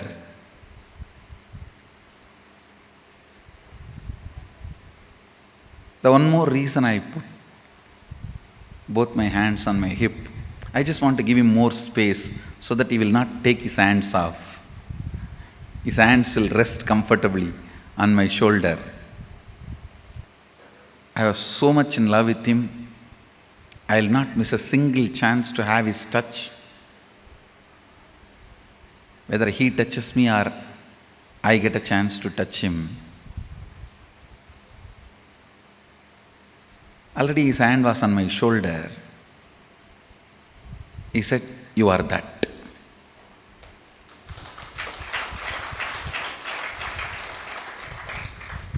It was so clear, I can see. It's directly from his third eye to my third eye. There was no questions, doubts after that. He himself explained. Your intention is the only living mechanism in you.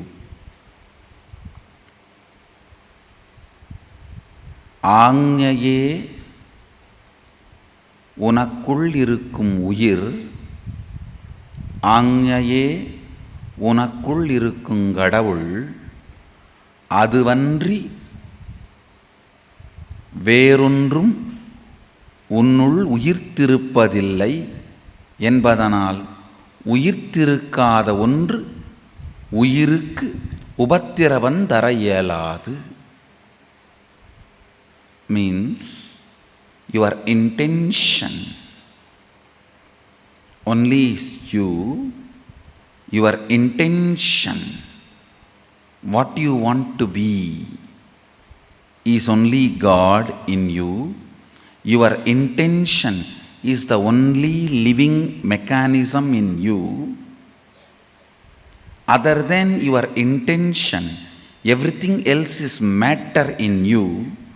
Because of that, the matter cannot disturb your intention, which is you. You cannot be controlled, affected by the matters in you.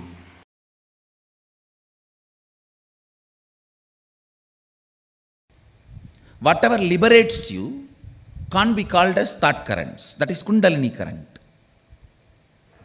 Every Kundalini current make your whole system as bliss pot.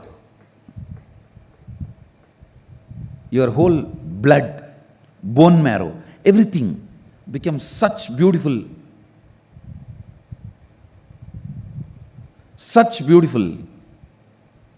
bliss overflow. What you strongly believe inside you as your fundamental right. Listen, all of us strongly believe some things as our fundamental right. That freedom should not be touched, because I go through whatever I go through which I don't want in my life just for that one thing. So all of you look into what do you think as your fundamental right. Listen, what you feel, what you believe as your fundamental right, that plays a major role. Because when you are alone, you boil down only to your what do you think as your fundamental right. A man who thinks, I tolerate all this just for the sake of money, who thinks money is his fundamental pleasure, fundamental right, naturally he will become rich. He will be working only towards wealth and he will become rich. But he will not be fulfilled. Please understand, whatever you think as your fundamental right, you equate that and your life. You are ready to bargain with your life to gain that. Sometime yes from girlfriend, sometime yes from a business proposal, sometime yes for pleasure. Whatever you equate as your fundamental right in your life, you will get that, no doubt. But be very clear, you will never be fulfilled by that, because actually your fundamental right is to build the bliss chemistry in you. Anything other than that, you will feel you have been cheated or you wasted your life on it. There are so many things in your life which you don't like, you do it just for the sake of what do you think as the fundamental pleasure of your life. Anything you think as your fundamental right, for which you go through whatever you go through in your life, whether it's money, name and fame, relationships, pleasure, you will get that. But by that very thing which you equated your life to, you will feel cheated by that. No pleasure, no money, no power, no girlfriend, even if it's Miss Universe or Miss Cosmos or Mr. Cosmos, no one can equate your life. Understand? Your fundamental right is building your own bliss chemistry, where you are independently able to fall into the joy and bliss just by your intention, your will. Ability to fall into the bliss chemistry just by your will, independent of anything else, is your fundamental right. Every child should be taught this is your fundamental right.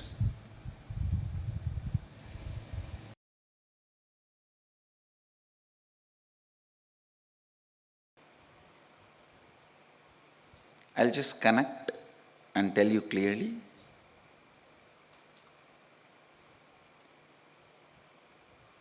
First thought current I gave you is, you are your intention, nothing else. Neither physiological nor psychological or neurological experiences are you. You are beyond all of that.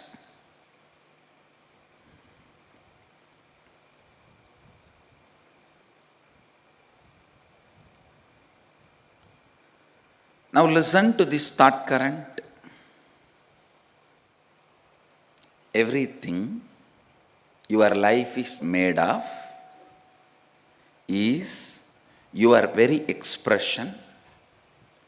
Listen, everything your life is made of is your very expression, experientially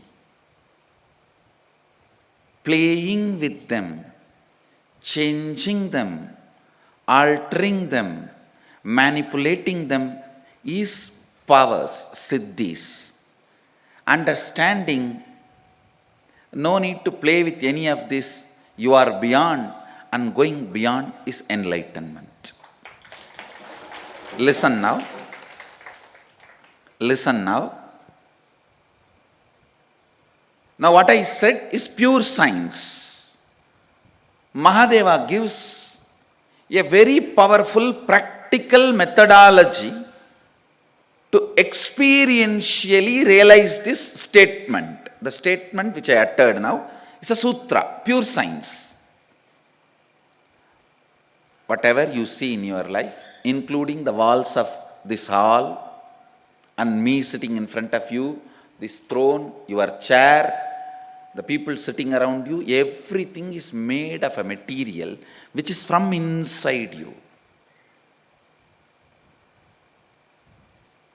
You can alter, manipulate, extend, reduce, change everything as you want. Please understand. Everything you see in your life is made out of a stuff which comes from your very self.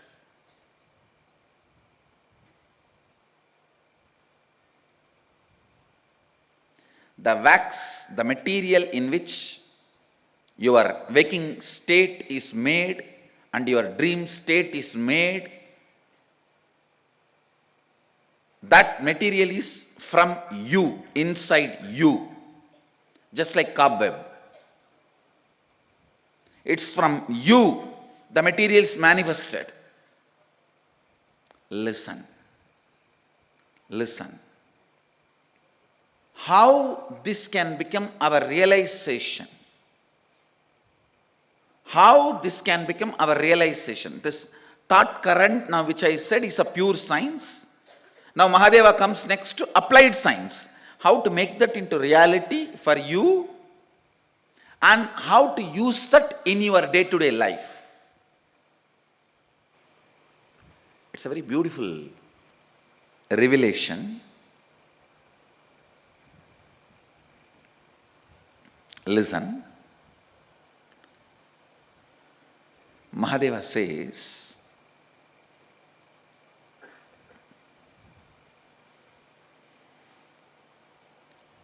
early morning,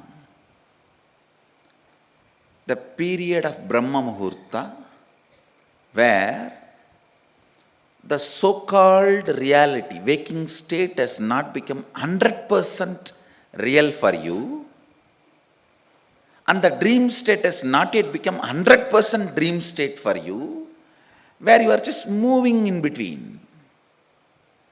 Brahma Muhurta,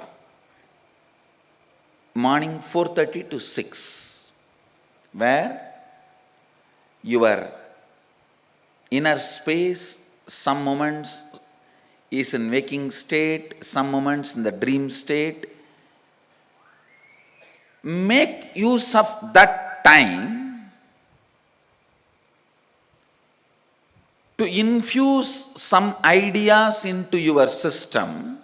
Listen.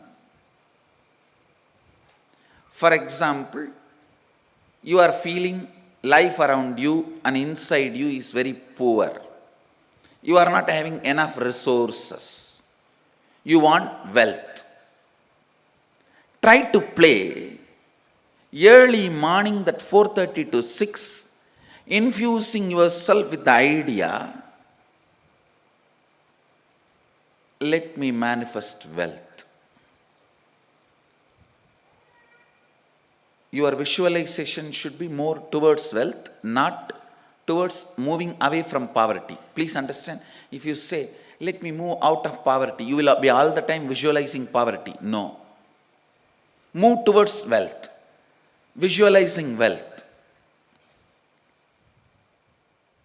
The first thing will happen when you consciously play with your Brahma Muhurta consciousness. That is a unique consciousness. That's a unique time and space where you are neither fully awake, nor fully sleeping, nor fully dreaming. You are like a original material out of which you are made is available for alteration, transformation, manipulation. The material out of which you are made is available to yourself at that moment. Just few days from today to next Sunday, this 1 week, every morning, this Brahma Muhurta time, try to play with your consciousness. I gave you the example of money because that is the biggest problem everyone has. Whether you have or don't have, you have a problem. If you don't have some type of problem, if you have some type of problem,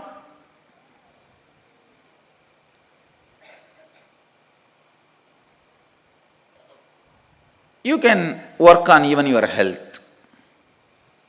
You can work on your relationships. You can work on your fulfillment, feeling alone, empty, lonely, on anything you can work. Try to visualize what you want to manifest. It will not take more than 3 or 4 days for you to realize actually you are setting the trend and thought current. You are setting the trend and thought current of what you want to express in that Brahma Muhurta time. Sleeping during that time means wasting your life. Do not entertain please listen. Do not entertain the thought currents which are not directly conducive for your life at those moments.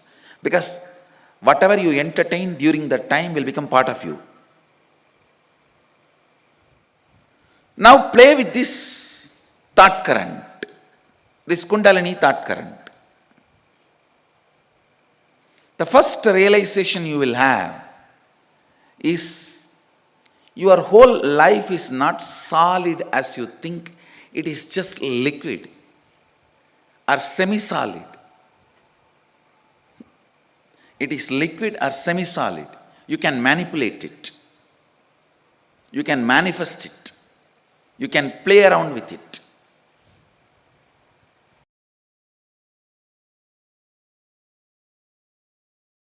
Understanding this thought current is too important. Your physiological, psychological, neurological ups and downs are not you. Means, whether you feel sexually aroused or frightened and shrinking, or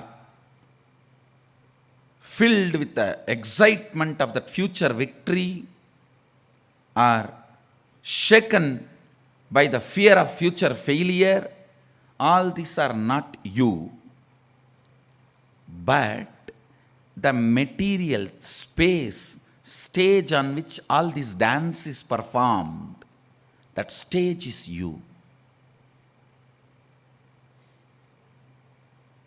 The muscles on which this memory dances is you. The biology on which this biomemory jumps is you.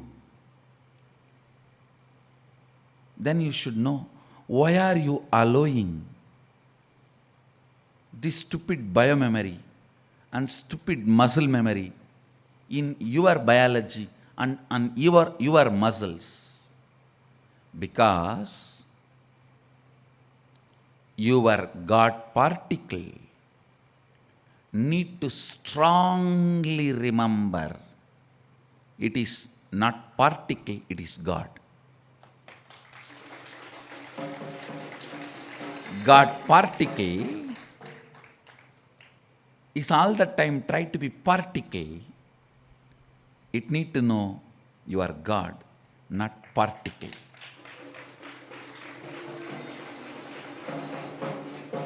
Understand the stage, the space where the neurological, physiological, psychological ups and downs happen. The stage, the space is you. Purpose is to remind your space of God. Please listen. You are not God particle, you are God.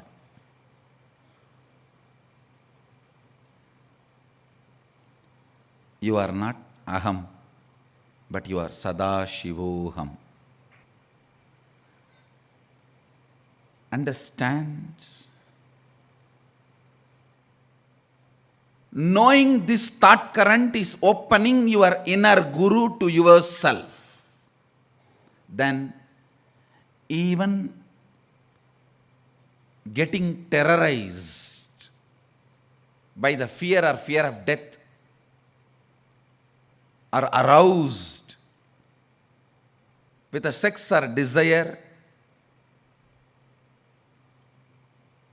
excited about the future success, frightened about the future failure, all this also you will start seeing, why am I allowing this to happen in my muscles, in my biology? You will understand every change, every physiological, psychological, neurological ups and down comes with a great message. Tattvamasi, you are that. Tattvamasi, you are that. Tattvamasi, you are that. This is what I call perpetual completion. Sahaja Samadhi. My physiological, psychological, neurological ups and downs are not me, but the muscles and biology in which all these are happening is me. So, why am I allowing all this to happen in me? Because they come with a message, I am that. They come with the message, you are that. They come with the message, I am God, not particle. Let this become your subject for Vakyartha Sadas, cherishing, thinking, feeling, internalizing, internalizing. You will see even a small needle piercing your body by mistake, or you go on getting into a fight unnecessarily. Everything leads to this one reminder, Sadashivoham, Sadashivoham, Sadashivoham, Sadashivoham.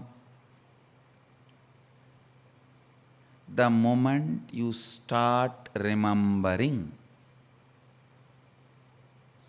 you may not need the reminders. The moment you wake up, you may not need the alarm clock.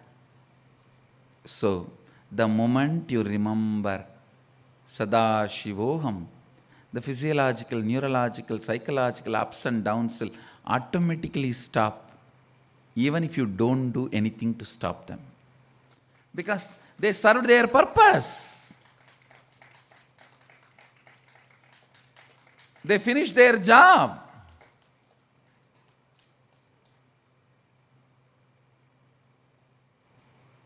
Every fear stroke comes with a message. Remember you. Every desire comes with a message. Get back to you. Internalizing this thought current will put you in perpetual completion, Sahaja Samadhi.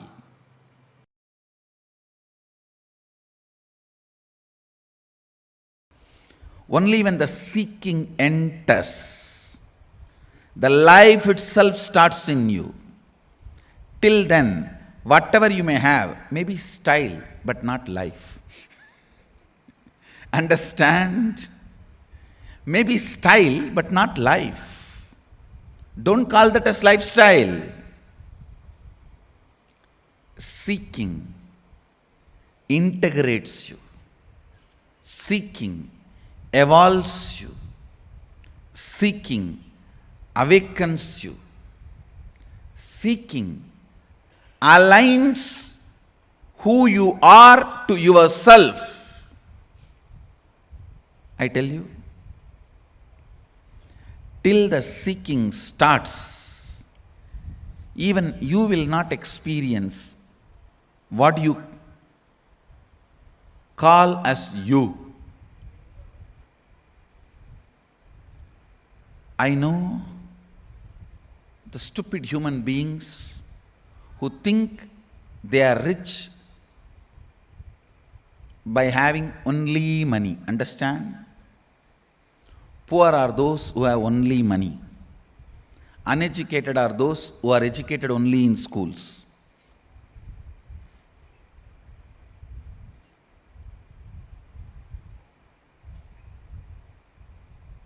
Seeking sets the right standard, right expectation about life.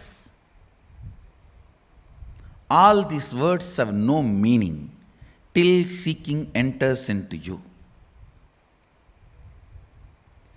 Till you start questioning your very existence. Till you start analyzing genesis of your identity. Till you start looking. Please understand, I am not saying till you find answers. No. Because seeking can never find answer. It can only find experience. A seeking, please understand, seeker never finds answers. He finds only experience. Seeking actually awakens the seeker to his original state. Seeker never finds answer. He only finds his nature. Sadashivatva.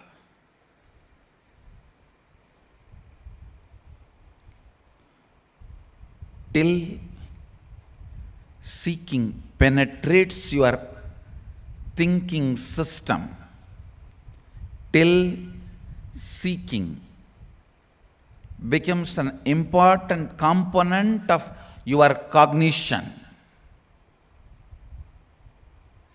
life has not started in you. Life starts when seeking becomes your cognition. When the seeking becomes your cognition, everything becomes sweet. Thinking, feeling, working, living, loving, caring, even fighting. Now everything becomes juicy. Because you have a purpose, you have a reason, you are needed. Look into this important pattern in which all of you are stuck. All of you are constantly comparing the lifestyle and thought current which develops after seeking. Its plus and minus, and the lifestyle before the seeking and its plus and minus. If you are doing that, you are stupid. Then you are comparing like a adults' lives plus and minus and kids' lives plus and minus. Yes, surely kids' life has some plus which adults' life does not have. But that does not mean you can remain as kid forever. That is a disease. That is sickness. That is immaturity. Being childlike is different. Being childish is different. You are trying to be childish and you think your childishness should be celebrated as cute. No. No.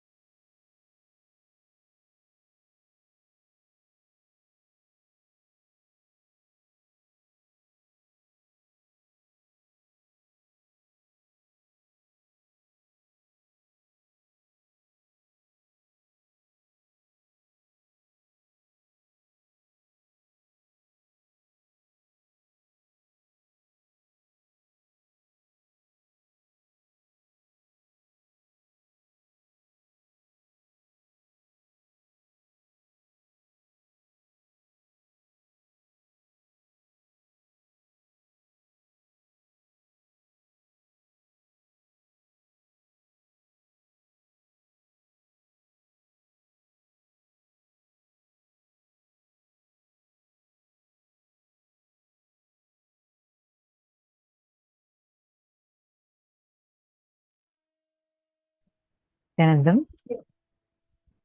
Hope all of you enjoyed this powerful session on the Kundalini thought currents, that the 5 Kundalini thought currents that Swamiji gave. Oh my God, actually each thing that Swamiji revealed, right? Like, plus if you remember what Swamiji had revealed in yesterday's session, wow. It clicks on multiple levels. I first want to ask each of you, what did you understand in this session? The 5 Kundalini thought currents that Swamiji had just revealed to us. What did you understand? I shouldn't say thought currents. They are just Kundalini currents. 5 Kundalini currents that Swamiji had revealed about to us. What did you understand? I see many of you who have posted the click. Actually, that that particular click Swamiji said, right? Like, where this was actually on Shivaratri. In 2014 Shivaratri or 15 Shivaratri, one of those two. And Swamiji said, this is the Shivaratri Satsang, Mahashivaratri Satsang. And Swamiji said, you are your intention to be. No other physical, physiological, psychological, neurological ups and downs are you. You are your intention to be. Such an amazing, powerful cognition. Here we can see the 5 Kundalini currents that Swamiji gave. The Kundalini current number 1. You are your intention to be. Your intention is the only living mechanism. God in you. Everything else is matter in you. And matter cannot disturb your intention, which is you.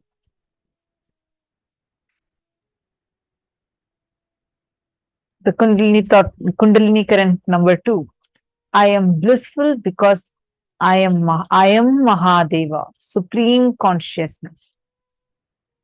Third, everything your life is made of is your very expression. Experientially playing with them, altering them is powers. Understand, there is no need to play. You are beyond this, and going beyond this is enlightenment. Oh my God, just take a few minutes to type this, then I'll show the next 2 Kundalini currents too. Take a few minutes. I request everyone to please type it.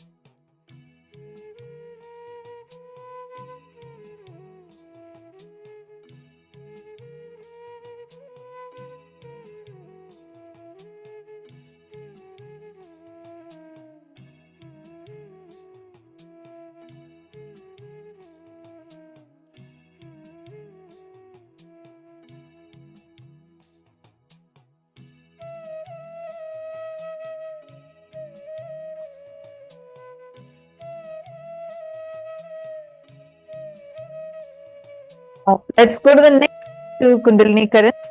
All of this one. Of these, I hope you have finished writing. The next one. You are the space in which all the ups and downs happens. Understand inside you. Have it clearly. My physiological, psychological, neurological ups and downs are not me. But the muscles and the biology in which all these are happening is me. The space in which all these are happening is me. We are the space in which all these ups and downs are happening. It's just so powerful, right? Understand, seeking is not an alternative lifestyle, but native lifestyle to keep in the altar. Till seeking becomes an important component of you, of your cognition, life has not started in you. Take a few minutes. I'm going to give you all a few minutes so that you can write this down. Please type it and post it on Facebook.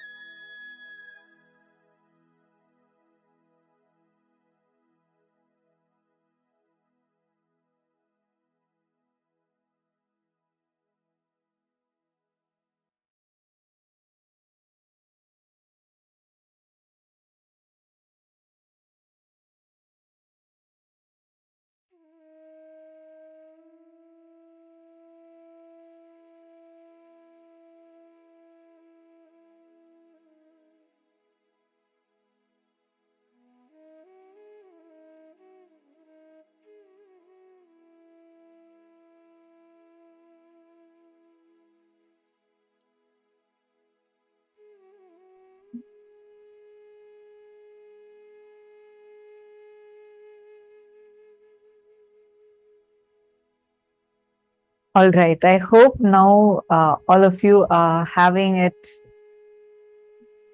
These clicks, all of us have written and posted too. I hope it's clicking with you all. See, the intention you want to be. What is it that you want to be? You have the power to declare that because you are that. You are your intention to be. How many of you are getting this? Okay. Ma Agamapriya is having a question. Everything else is matter in you. So it means that the thoughts in my mind is matter, right? Absolutely, yes, you're right. Perfectly right. And you're also asking, I'm a little confused because I remember Swamiji saying, mentioned antimatter in one satsang few days ago. I remember that antimatter is also about thoughts. Beautiful question, Magama Priya. Listen carefully. Matter and antimatter. Matter, according to the definition, normal definition that we all have, anything that occupies space and has a mass. This is what we call as a matter in science normally, right? And yes, thoughts are matter. That's absolutely right. The next question you're asking. So if thoughts are also matter, then what is antimatter? Antimatter is not equal to thoughts. Antimatter is that unmanifest matter which is existential and has the potential to transform into any matter that you want. For example, for example, let's just from this materializing something or teleporting something to you. Now, when Swamiji is teleporting an object from one place to another, the matter gets converted to antimatter. Understand? When it is getting converted to antimatter, it has all the qualities of matter and much more, except that it is not in that particular form that you are wanting to see it to be. And then when that antimatter comes here, you reassemble it and it gets converted back to matter. So the thoughts in this case, the antimatter is wherever you are having a very, very powerful liberating cognition that does not hold you down, all those are antimatter. Actually, there's the understanding of antimatter, you need to watch it at least a few more times for us to even start cognizing its depth. All right. Few minutes, and you're going to declare what is it that you want to be. What is the purpose, your intention to be? Whatever it might be. Oh, I want to become a teacher. I want to be this. I want to be that. And then any other cycle, just boldly declare. Swamiji has told, this is my intention to be. And make it as a strong declaration saying, this is what I want to be. Any other physiological, psychological, neurological ups and downs are not me. It is not me. What I am intending me to be is me. Take a few minutes, make this as a strong declaration inside of you. And you're also going to get a session on Guru Bhakti, a very beautiful book on Guru Bhakti as part of today's gifts for all of you.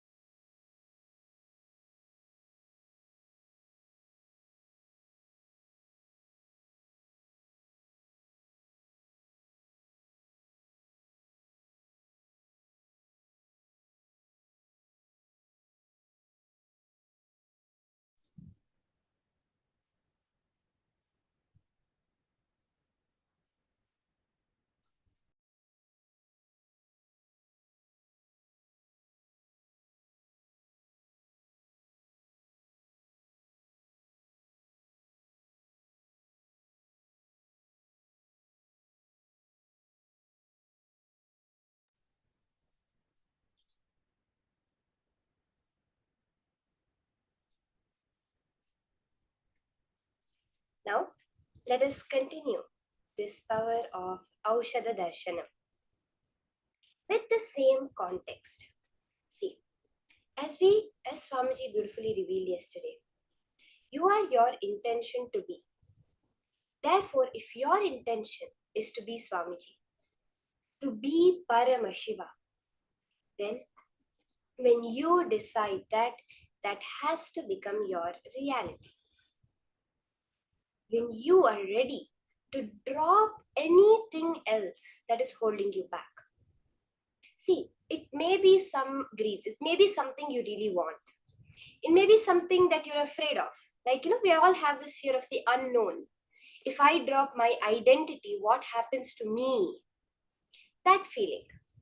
Like this, there are various things that hold us back.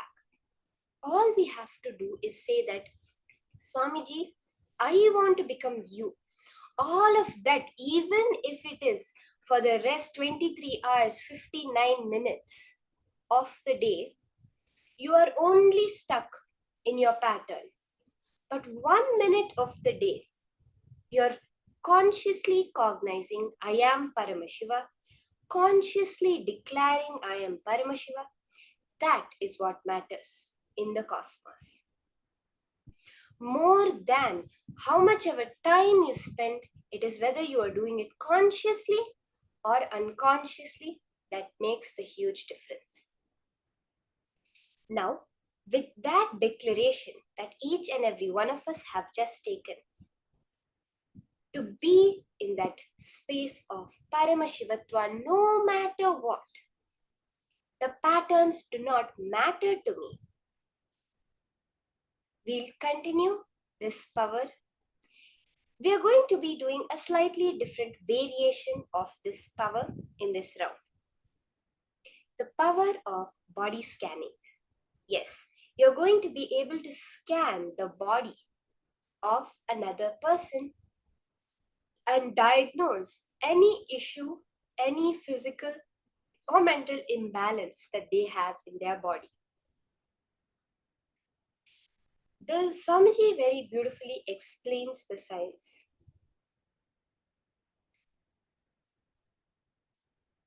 That every time you remember each of these thought currents that Swamiji just revealed to us, your Kundalini just awakens and flows through you. That is why it's the Kundalini current. Whichever one of these 5 powerful cognitions you click with the most, hold that as your basis on which you are going to manifest life. Power manifestation is not an isolated thing. It's not just 10 minutes of the day, 20 minutes of the day you're going to spend. It is about what thought currents you are cherishing the entire day. The more and more we build from 1 minute to 2 minutes, you consciously declaring that you are Paramashiva, that is what matters.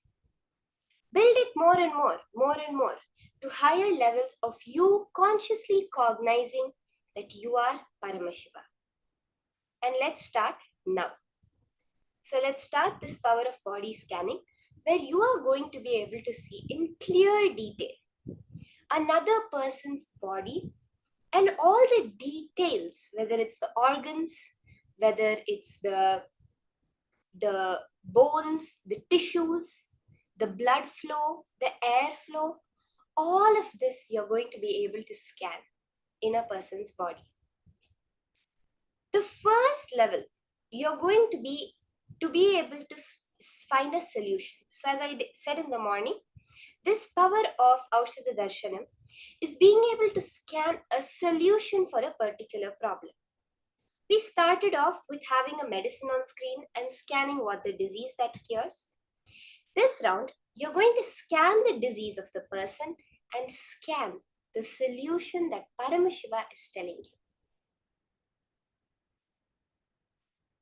So I request all of you to connect to a partner for this round. You can connect within the Zoom. You can call any friends, families who are available around you. You're going to be scanning the problem that they have and then telling the solution. There is a very beautiful story from our history, Hindu history, in the life of Agastya. So I'm sure all of you, many of you at least, would have heard the name Agastya. He is known as the one who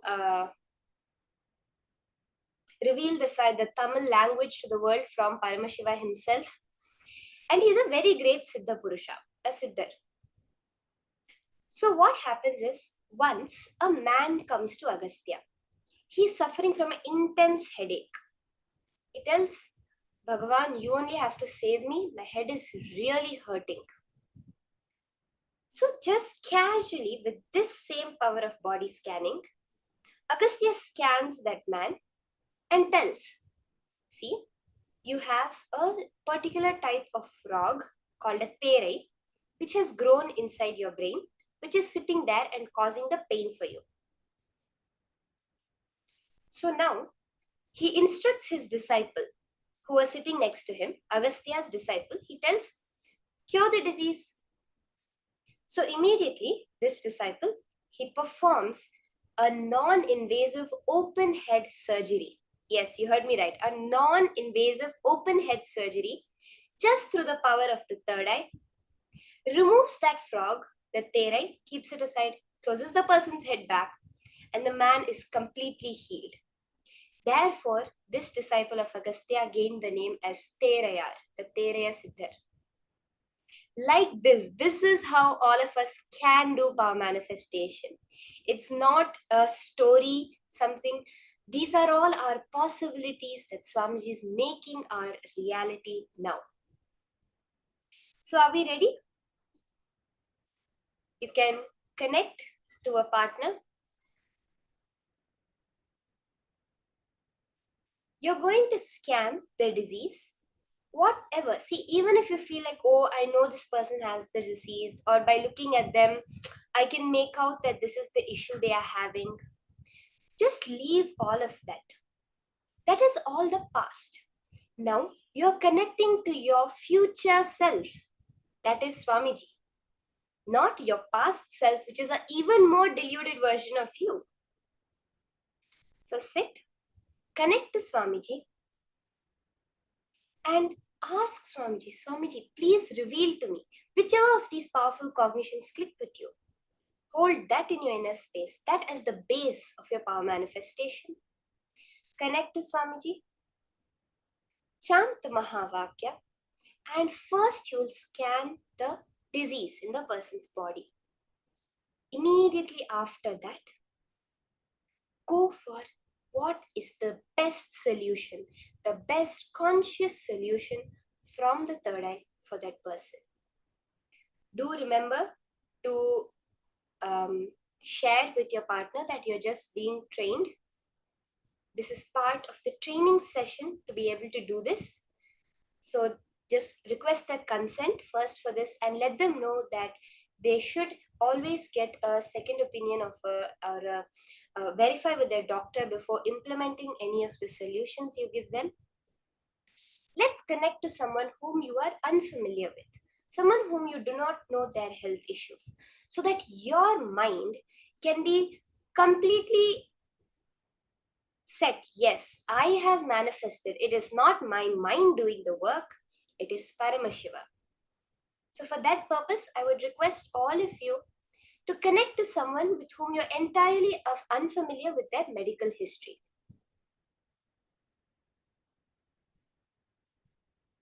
So let's start. Chant the Mahavakya. You can connect to the various participants amongst the Zoom rooms. Nithyananda Can. Paramashivoham. Nithyananda Paramashivoham.